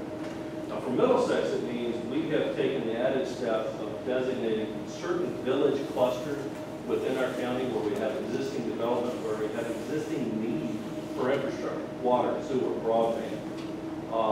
We've identified those in the comprehensive plan, but it seems, as Louis has very rightly said, that we're dismissed from a lot of grant opportunities right on the outset because of our low unemployment rate and relative per capita income. Now, if you look at the average wage rate, Louis is at 100% rate. We have the fourth lowest hourly rate in the Commonwealth of Virginia. Having said that, though, when you couple in people that are out commuters and put their incomes into our community, we appear to be fairly well off. And that dismisses us a lot from grants that we normally could get right on. We have communities within our counties, and I think everyone in the Middle Peninsula and Northern Neck share this experience, that are very well off. Waterfront communities where if you're lucky enough to own a property on the water, you've got value there. Or if you're blessed to be able to retire to these communities, higher standards of living kind of prevail in those communities. But not within a 5-minute walk in many cases to these communities are areas with severe poverty that we feel are more than eligible for some of these infrastructure and aid grant types of things. So that's what we're going to be challenged with, and not to be long-winded, but infrastructure concerns. If we could get resources from the state, possibly the feds, to help us develop these village clusters, we could create job hubs, we could create opportunity, maybe to keep Mr. Hodges and the Walker children here in Middlesex or in our Middle Peninsula, give them opportunities to stay while still providing that green space and that environmental asset the Commonwealth seems to be. So it seems to me to be kind of a relationship made in heaven, or I hate to admit it, maybe made in Catskills, New York, and emulate it. But it's something we should definitely pursue. Thanks. Anything else from Middlesex? Appreciate that. Sheila, anything from York County? Yes. I'd like to ask a question. How many of you have done your legislative agenda for the year? Say that louder. I can hear you. Have you written it? I mean, has your board put it together? Okay. Well, York has already put theirs together as well. You know, for many years, BACO has had on their legislative agenda parity for counties with cities as far as taxation is concerned. We've gotten absolutely nowhere with that. So, yes, we've got infrastructure problems. We've got an aging community. We don't want to overtax our retirees who are on fixed income. But we are limited to what we can raise taxes for. We decided we would like to take one small bite of that apple. And perhaps with the help of smart, intelligent legislators who can understand the problems of local government, we might be able to get legislation that would allow us to increase the meals tax. The meals tax is a discretionary tax. It's not a real estate tax that everybody has to pay. It's something that if you want to go out for dinner, who looks at what the tax is going to be? Located where we are, our tax is 4%, but you look at the surrounding communities and they're all higher. In fact, if you cross the street in some places, you'll have a restaurant in North County and across the street will be a restaurant in Williamsburg and their taxes are higher. So we thought this is something that all counties can benefit from. And it's just a small percentage. If we could raise it 1%, we would get $1.5 million. We're building a school. We have infrastructure problems because due to the downturn in the economy many years ago, we have let things go. We've held things together, barely while chewing gum and whatever else that the staff could possibly do because we want to provide services for our community. We feel that those people pay their taxes and they deserve the services that we can afford to give them. We've given lots and lots of money to the schools. We have never cut the amount of money to the schools. What we're looking at is if we were to get the sales tax increase without a referendum in the county, half of the money that we raised would go to the schools and half of the money would go to capital projects. So if you haven't already done your agenda, we would love to have your support. And I've got some cards that I'll pass out to you in a few minutes, spelling it out for you. I think it's not just York County, although we're putting it on the agenda and we're talking about it. I think it behooves each and every one of us to go to our legislators. Because as you know, if you go to a legislator who represents you, they'll listen. If you go to a legislator from another part of the county, or the state rather, they'll smile at you and say, thank you very much, and yes, we'll try, and do absolutely nothing. Because you're not voting in their area. And I mean, I'm being very pragmatic about it. So the wider we can spread the word, and the more people that we can get over the state, the better chance we have to live with our legislation on anything that you want to do, whether it be what we want to do or what you want to do. So let's at least try this year. We may not get it through, but maybe we keep banging on the door and eventually they'll listen to us. So thank you very much for your time. And just to piggyback on what Sheila is saying, our VACO Finance Steering Committee, which I staffed, we met last week, and the steering committee made it a priority to give localities, to seek legislation to give counties the ability to pass a meals tax without referendum. And currently, if you already have a meals tax, you're capped at 4%. So for those who already have passed a meals tax and you're capped at 4%, we're going to seek legislation to move that to 8%, which is in line with a lot of your neighboring cities and towns who levy that tax. Another issue really quick that our steering committee talked about was a tobacco tax. As you know, that's something that cities and towns have the authority to do and counties do not. So that's where we're heading with that. Sheila's County Administrator Neil Morgan and the board there have worked really hard on this legislative strategy. They've brought it to us. I know that they've been in touch with Senator Norman on this issue as well. I appreciate his listening to them on that. So this is something our steering committee has got a draft priority on for VACO. So just wanted to share that with everybody. GC, Jack Matthews. Well, something Sheila said I can't let pass, and that was that she mentioned smart, intelligent legislators. That seems like an oxymoron to me. We got more than one. No, I commend you. Natchez County, it has a referendum item for a meals tax this time around, and I applaud you all for making, relieving us from having to put that past through a resolution or a referendum. So, I've already spoken to Neil very much from Natchez County. I probably set it up too, but. DC, I might have an idea of what you Chief Eck. You know what I'm gonna say, I said it again and again, but one of the biggest issues I have in Matthews, and I think Keith, we're all gonna look at this stormwater bill and try to do something with it. But the biggest issue I have is of course, here we go, transportation. They pollute the sediment and everything else tenfold what the citizens do. But DEQ won't clean up the house up in Richmond, but they're gonna make all of us suffer with this. And I brought this case up again and again. Well, actually, they're cracking down, Actually, I have an example, I was just emailed where they thought that the regulations in place weren't working for VDOT, but DEQ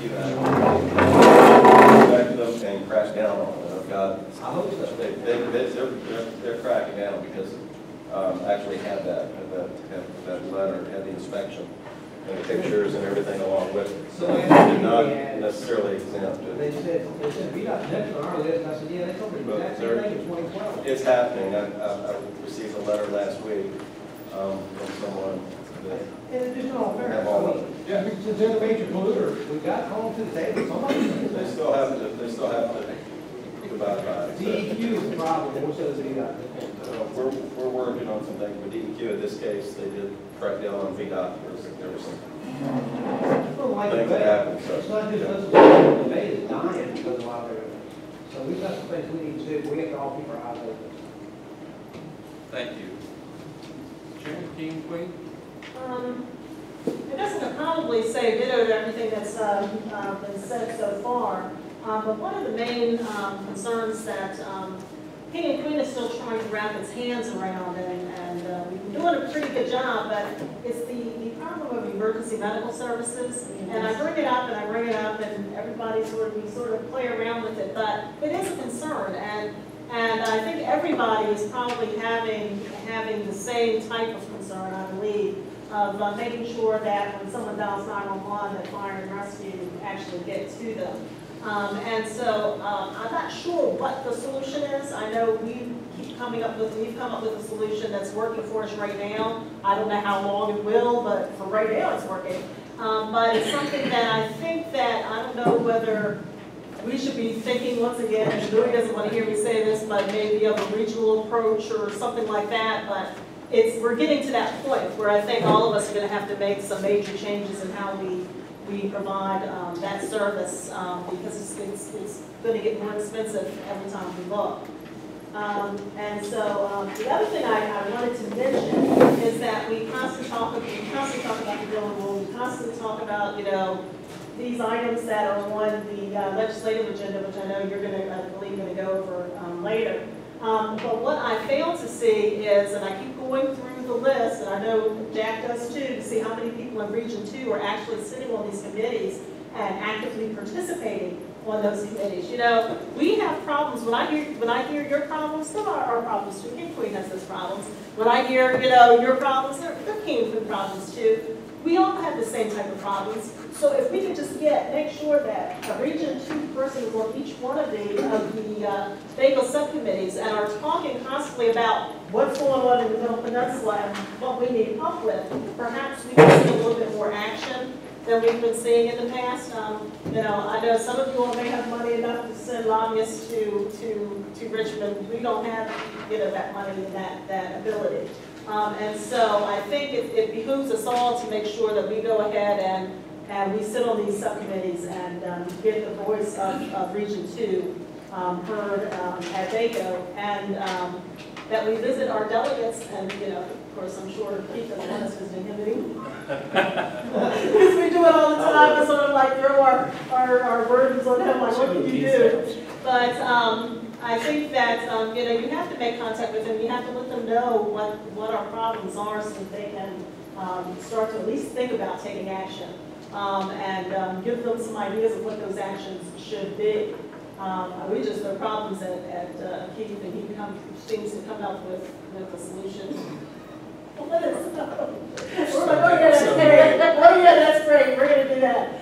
But I think that we have to become active. We can no longer sit around and allow us to talk about it by ourselves and not send it anywhere. And so I'm hoping that all of us will start being more active, and so that the problems of Region 2, which are all of our problems, get settled. Thank you. And just to add to Sharon's point, we do have VACO steering committee interest forms on our table over here, so if you'd like to join a steering committee, we have those forms available. Fill it out, give it to any VACO staff, and we can make sure you're on one of the committees. Well, and one last thing, I am going to be running for first vice president, so in November, make sure that you, the second vice president now, make sure that you vote for that vote. Sharon's on our board and our executive committee, moving up the line. Gloucester. Gloucester County. So we have a number of issues. Some of them have already been stated here, so I won't spend a whole lot of time on some of them. We've kind of segregated our priorities from macro level, we see in the VACO agenda type of priorities, to items of more local importance. Number one priority on a macro level is around state funding to localities. Specifically, full state funding for public education. We've seen those numbers go down and down, the local responsibility go up and up without any additional ability to garner revenue to support those increases at the locality level. Paired directly with that, full state funding for a minimum 2% salary increase for state-funded employees, all of our constitutional officers and staff. Also throughout the school system, those that are state-funded employees. It's a really big problem for us. It's got to be a scaled problem for everybody else as well.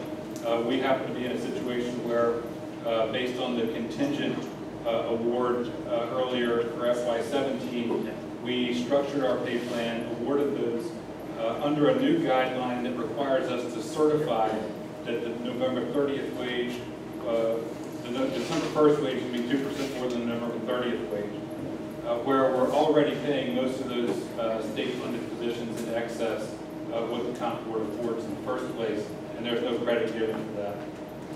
We're going into FY18, where with from 17 to 3.2% revenue increase projection, falling short substantially, 1.7. Likely going to take those state-funded positions, the increases off the table. I think we're all fairly certain that that's going to happen. Going into 18, that's a $500,000 problem for Gloucester County. Because we took those actions. We did what we needed to do. Now it's a $500,000 hole going in our budget if state revenue projections don't meet, and that becomes the first thing asked. So we'd like to ask that the General Assembly consider putting something else at the top of the heap to act first, other than compensation for state-funded employees. Next, in concert with the federal government, assist communities in their efforts to deploy universal, affordable access to broadband. Super critical for economic development, super critical for our healthcare industry, for our students that have to go to the public library or to McDonald's and they can't get broadband access at their home. It's a big problem for us. And pairing on what Matt said from Middlesex, we're right in the middle. We're not urban, we're not rural. I can tell you, the large majority of Gloucester County is rural.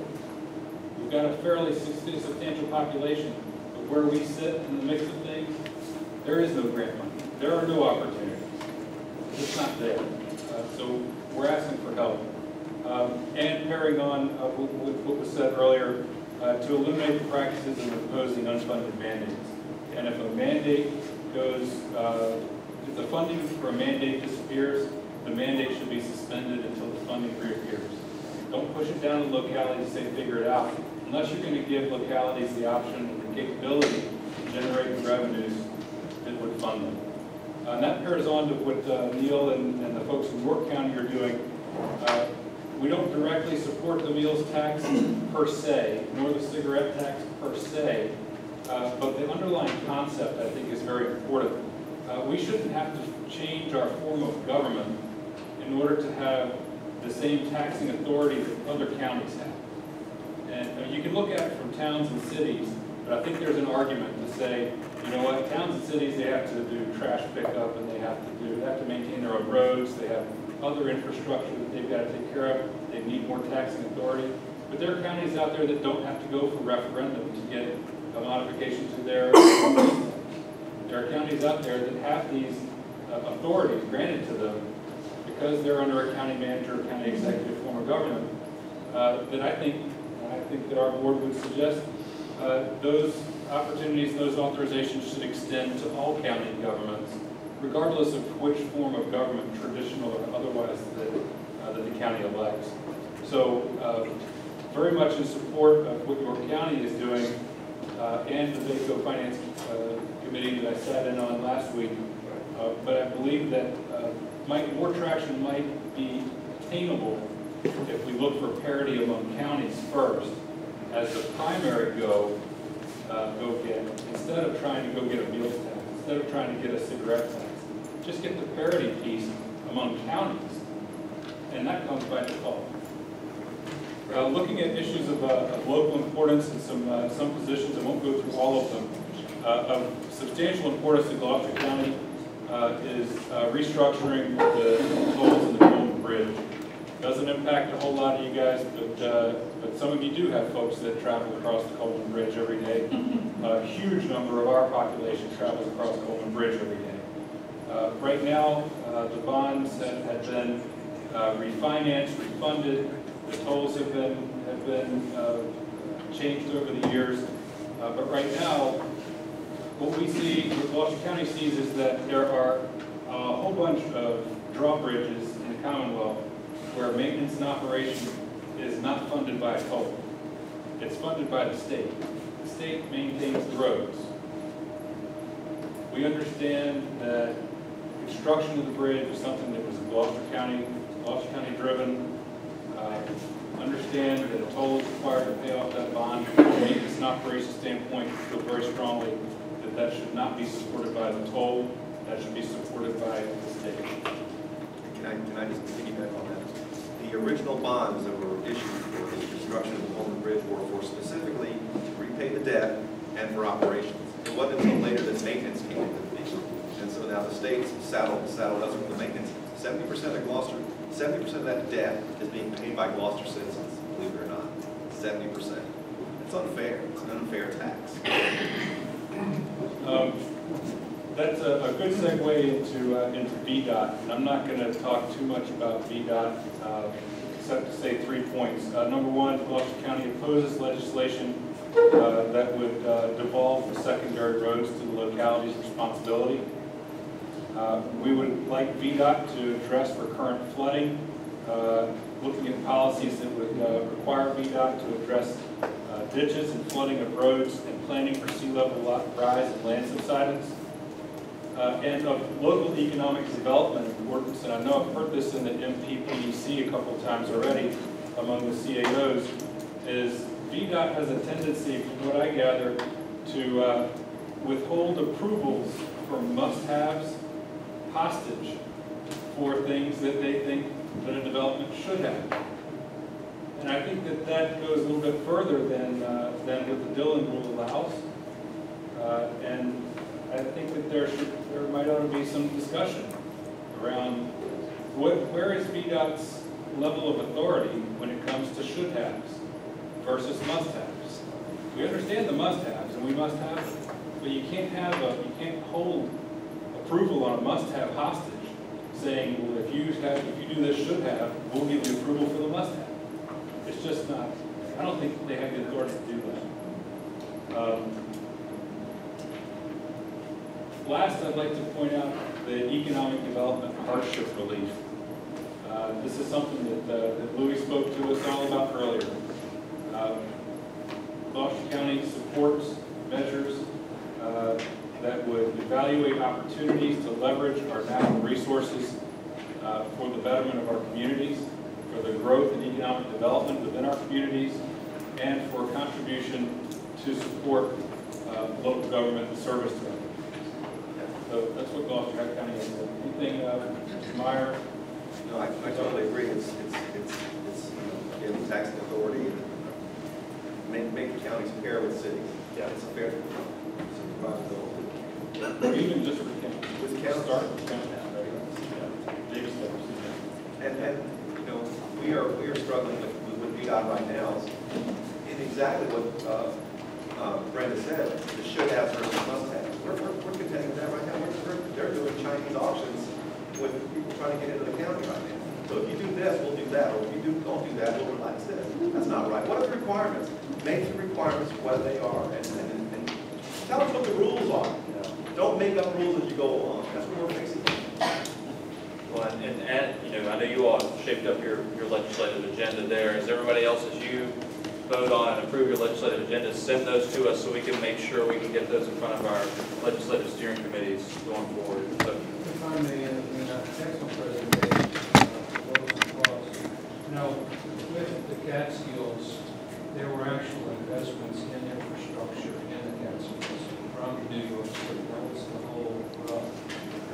What is Louis doing some contemplating on this, perhaps the possibility of funds for broadband or funds for infrastructure maintenance, justice on Poland Bridge, that kind of thing. So I just think out of the box a little bit. excellent, thank you. Morgan, Richmond County, Richard? Yeah, I would say that everything that I pretty much had written down has been brought up. Just to piggyback off of the land use thing from Essex County, if I'm not mistaken, isn't Farm Bureau doing a study? Farm Bureau doing a study to look at land use values based on the composite index. Is that going anywhere? Larry, do you know? Could I just, I'm not familiar with the Farm Bureau study. I will say this, the General Assembly did, I believe, carry over a study resolution looking at the way that land use values are incorporated within the formula for the composite index. And I think that's going to be revisited in the next session of the General Assembly. I know that the Farm Bureau is... Maybe I missed the Farm Bureau supporting it, the General Assembly. Yeah, the Farm Bureau supports it. Actually, we supported an actual study on that too. Okay. But that's the status of it. It is an issue I've learned that is pretty polarizing within the General Assembly, because when you're talking about any kind of legislation that might possibly change the formula for distributing it. Winners and losers. Yeah. And when you have a finite amount of money allocated to education, it's a problem that you run into. So it has to be coupled, of course, with an increase in funding for education, so you have winners and winners. Right. But anyway, but we have, I know that we've had that in our legislative program in the past. I'm sorry, I'm not familiar with the Farm Bureau study, but we do talk to them. I think it's just them supporting it. I think I was off base there. The raises are a big issue. Brent spoke about. Yeah. I'm sure every county here pays our constitutional officers in their offices more than the state requires. And the language that was put in the budget this past year, to certify that 2% is an issue. I know Baco's Finance Committee is looking at that, because that is a tough thing for us not to be able to supplant those monies when we're already paying 10 to 15% more in these cases in order to keep sheriff's deputies and things. King and Queen's issue of EMS, we're having, our EMS issues are more salary competitive with our other localities. We're fighting Westmoreland, Northumberland, Lancaster, Essex County every day with the same people. In many cases, somebody's leaving Richmond County and going to Essex County, and then a year later they're coming back to Richmond County. Same thing. So we have talked between our county administrators on trying to maybe regionalize our salaries a little bit, maybe not necessarily regionalize our services with our salaries, just so that we're not fighting each other nonstop. And of course, broadband is always an issue. So I think that all of the issues are pretty much been spoken. Thanks, Morgan. And one thing I will add, our Baco Finance Steering Committee, for those of you who are there, we want to get legislation, the committee wants to seek legislation to get rid of that certification language for the 2% salary. You do your budget well before they know what their revenue projections are. And again, you're already paying your constitutional officers, state, state-sanctioned local employees more money than you've already planned for them. So I know that's a tough one. Our committee's going to take legislative action on that. So, like Morgan said, EMS issues, composite index issues, broadband, a lot of the things that people have said, jobs, maintaining the jobs in the county that we have, I think are the main issues. But a lot of what has been said are the same issue. Great. Well, a lot of, as Morgan and Luttrell said, has already been said, but I think the late Reverend Mike of the Harlem Baptist Church said the root of all evil is not money, it's the lack of money. And I've been doing this for 30-some years, and you have the usual standbys, no unfunded mandates, equal taxing powers in municipalities. Some of them are, I mean, they're good issues, but, you know, they're sort of traditional issues. The composite index for these bayfront communities of waterfront property has always been a concern. But I agree with Larry.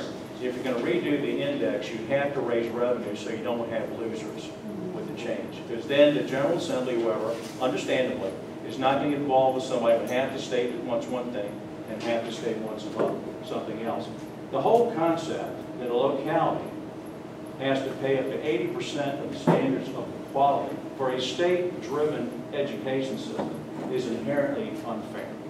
So when we get money for a raise, people say, oh, the state's paying for them. The state's paying 20% of it. Lancaster County is paying 80% of it. So when Governor McDonald gets up and announces that raise and says the state's paying half, maybe overall they do, but Lancaster is paying 80% of that. So to get $20-some thousand, we had to come up with $100-some thousand. I think Fairfax, to get $9 million, had to come up somewhere with 16. Well, you know, sometimes they make an offer you can't refuse, and that's an example. Broadband is certainly an issue for us. We have MetroCast, which have to deal with Comcast, and Cox Communications is much better. But we still have areas that are underserved. We have a couple little regional companies that quite candidly the service is pretty poor, but that's been an issue, and I think will be an issue. Although I understand Secretary Clinton says everybody will have broadband by 2020 if she's elected, but she hasn't visited the northern net at this point.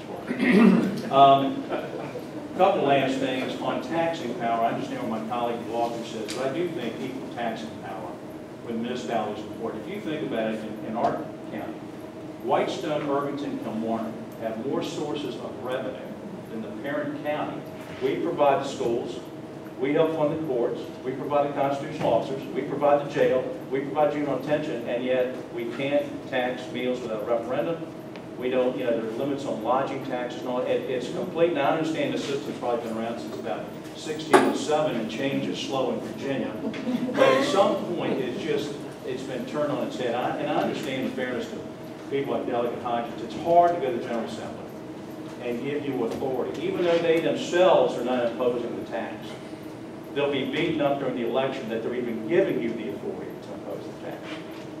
But one thing they could do to help us is stop reducing and affecting existing taxes like machinery, tools, and vehicle. When I was in King William, a huge part of their revenue, I'm sure Frank in some of these areas, was from the mill in West Point. And I know they've gone through the Manufacturers Association. They took King William to court over the tax, and King William prevailed the way it was levied on the mill. But I'm sure they're going to try to limit that. They've gone into things like idle machinery and stuff like that. So they haven't gotten rid of it, but the trend is to nip those things. But in King William, I can't speak, I haven't been there in some time. I mean, really, when you get outside the town of West Point, it's largely farmland and some subdivision stuff around Central Garage. And one last thing I'll comment, speaking of Central Garage, the county, when I was here, put in a central water system. And we wanted to amend an existing groundwater withdrawal permit and increase it as the area grew. And DEQ was, we were in the groundwater management area, and they said it would take us, and they said it's improved. It was like a 3 to 4 year process to get approval. It's an existing permit. And they told me, I think about a year ago in a meeting, they got down to about a year and a half, 2 years. Now, if you're competing with somebody outside of 95, so they're not in the groundwater management area, and they can go to the health department, put in a well, and get water approval fairly quickly. And you're telling me if you come to the groundwater management area, you might get a permit for you in a year and a half, 2 years.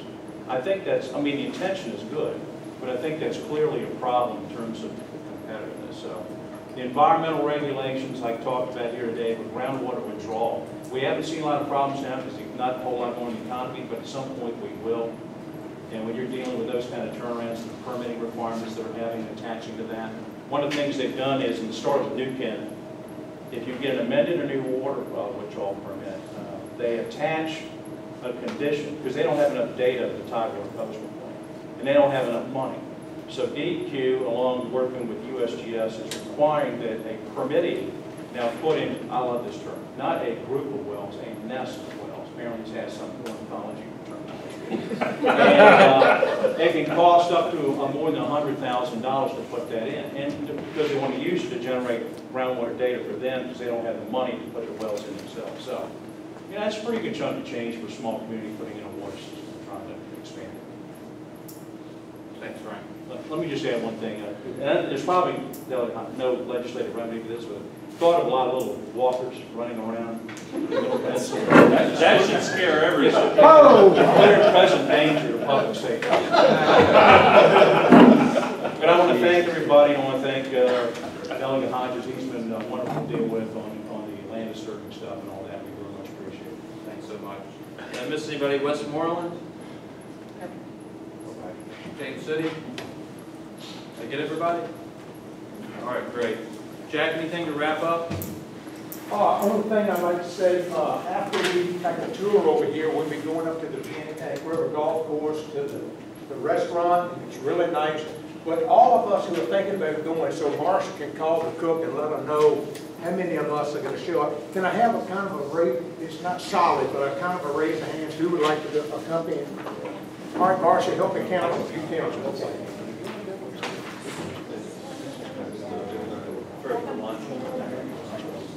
Matt, are you holding your hand up? Wayne should be. Chip and Wayne? Okay. I'm good. You got to count.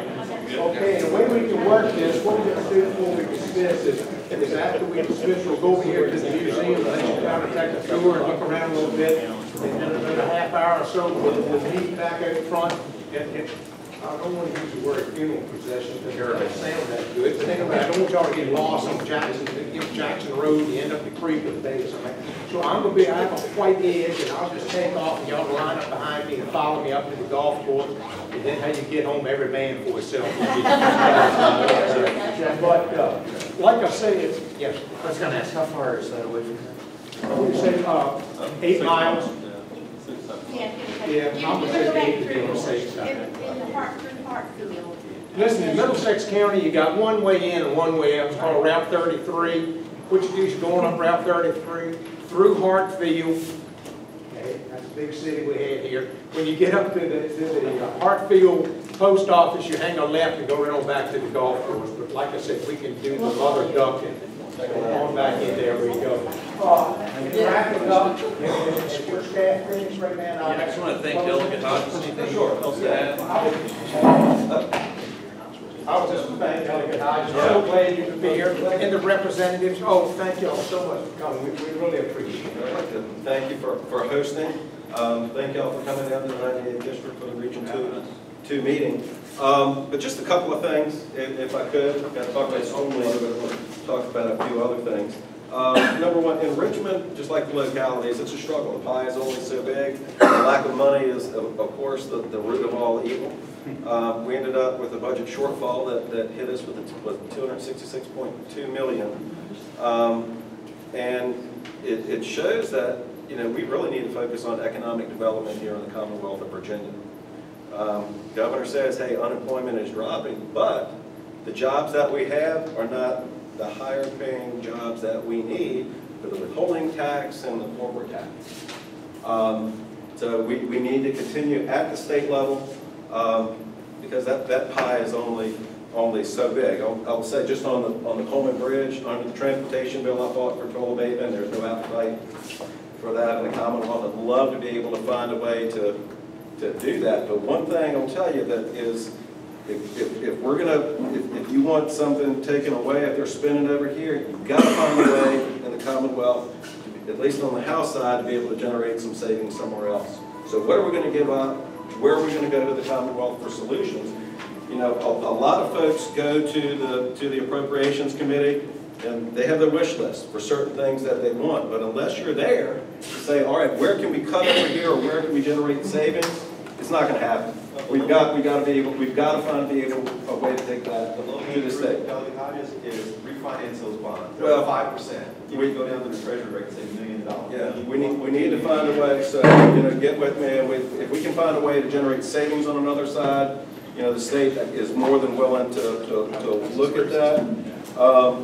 The VDOT issues, that's something that comes up all the time, and we are looking at that VDOT issue very closely. We've already had one serious conversation, and we're going to continue those conversations. And I find that actually here in this district, I think it's occurring a little bit more than it should. Broadband, of course, is the #1 issue. A lot of folks think it should be a core function of government now. But we are looking at some creative solutions for broadband, at least here in the district, and to be able to take those solutions across the Commonwealth if these work. And of course, groundwater. I created the Eastern Virginia Groundwater Management Commission, which is now working on short-term and long-term solutions in the Commonwealth. It's a tough subject. It is a tough subject. You know, HRSD does have a long-term proposal. I just hope folks aren't putting all their eggs in one basket with that. We need to focus on those short-term permits to be able to get, you know, those permits quickly. So they're going to be reporting back some with, you know, this session with the work that they're doing. And then the last thing I can't stress enough is work together to be able to get anything done. I hear from each individual locality, your strength is actually in numbers on these issues, and not only in Richmond, but you know, here working together, whether it's economic development and you know, school systems. I mean, you all share the same problems. How can you work together to be able to solve some of your problems? You know, schools with EMS, with whatever it may be. But you've got to, you know, maintain those numbers and working together to make things happen. So, with that, thank y'all for coming.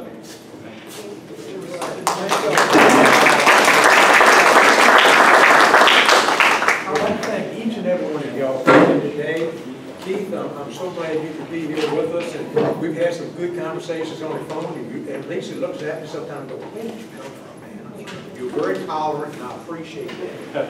And Louis, you just can't, I can't thank you enough, and the work at the PDC and all that we've done, and the work we did on the stormwater management. That thing was getting out of hand real quick. And luckily for us, we regrouped, we could get some resolutions to Richmond. We stopped them for a year and made them kind of look at it again. I'm kind of safe to say that. But yeah, well, I've got everybody's name who participated in that, and if we run into a snag or something, I'm going to, you might be hearing from us again. So just be prepared for that. Like I said, as this process goes on. It's so nice having y'all all here in Middlesex County. We really appreciate the support and effort of each and every one of y'all coming here. As Region 2 Director, I really appreciate this, and I really feel that we'd like to get together this time of year, but once a year, and then we can evaluate how we're doing with our legislative agendas, how far we've gone, and where we'd like to go. So, like I said again, I appreciate y'all being here. So I'm going to adjourn this part of the meeting, and then if you'll all be so kind to join us over at the museum, and we'll take a look around, and you can walk around the yards here, and let's take a vote. Let's see, what time is it, gang? 11:25. So let's say we go ahead and by 12:15 or 20 after 12, we'll be over here, and then we can go up and have a meal together, and that'd be pretty close with it, Marcia. And then we all get up at what, 12:30, 1 o'clock?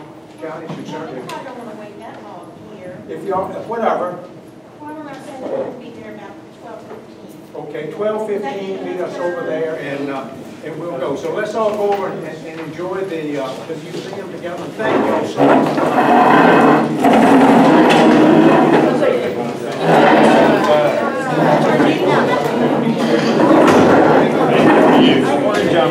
Hey John, nice to meet you. Heard of you. Nice to see you.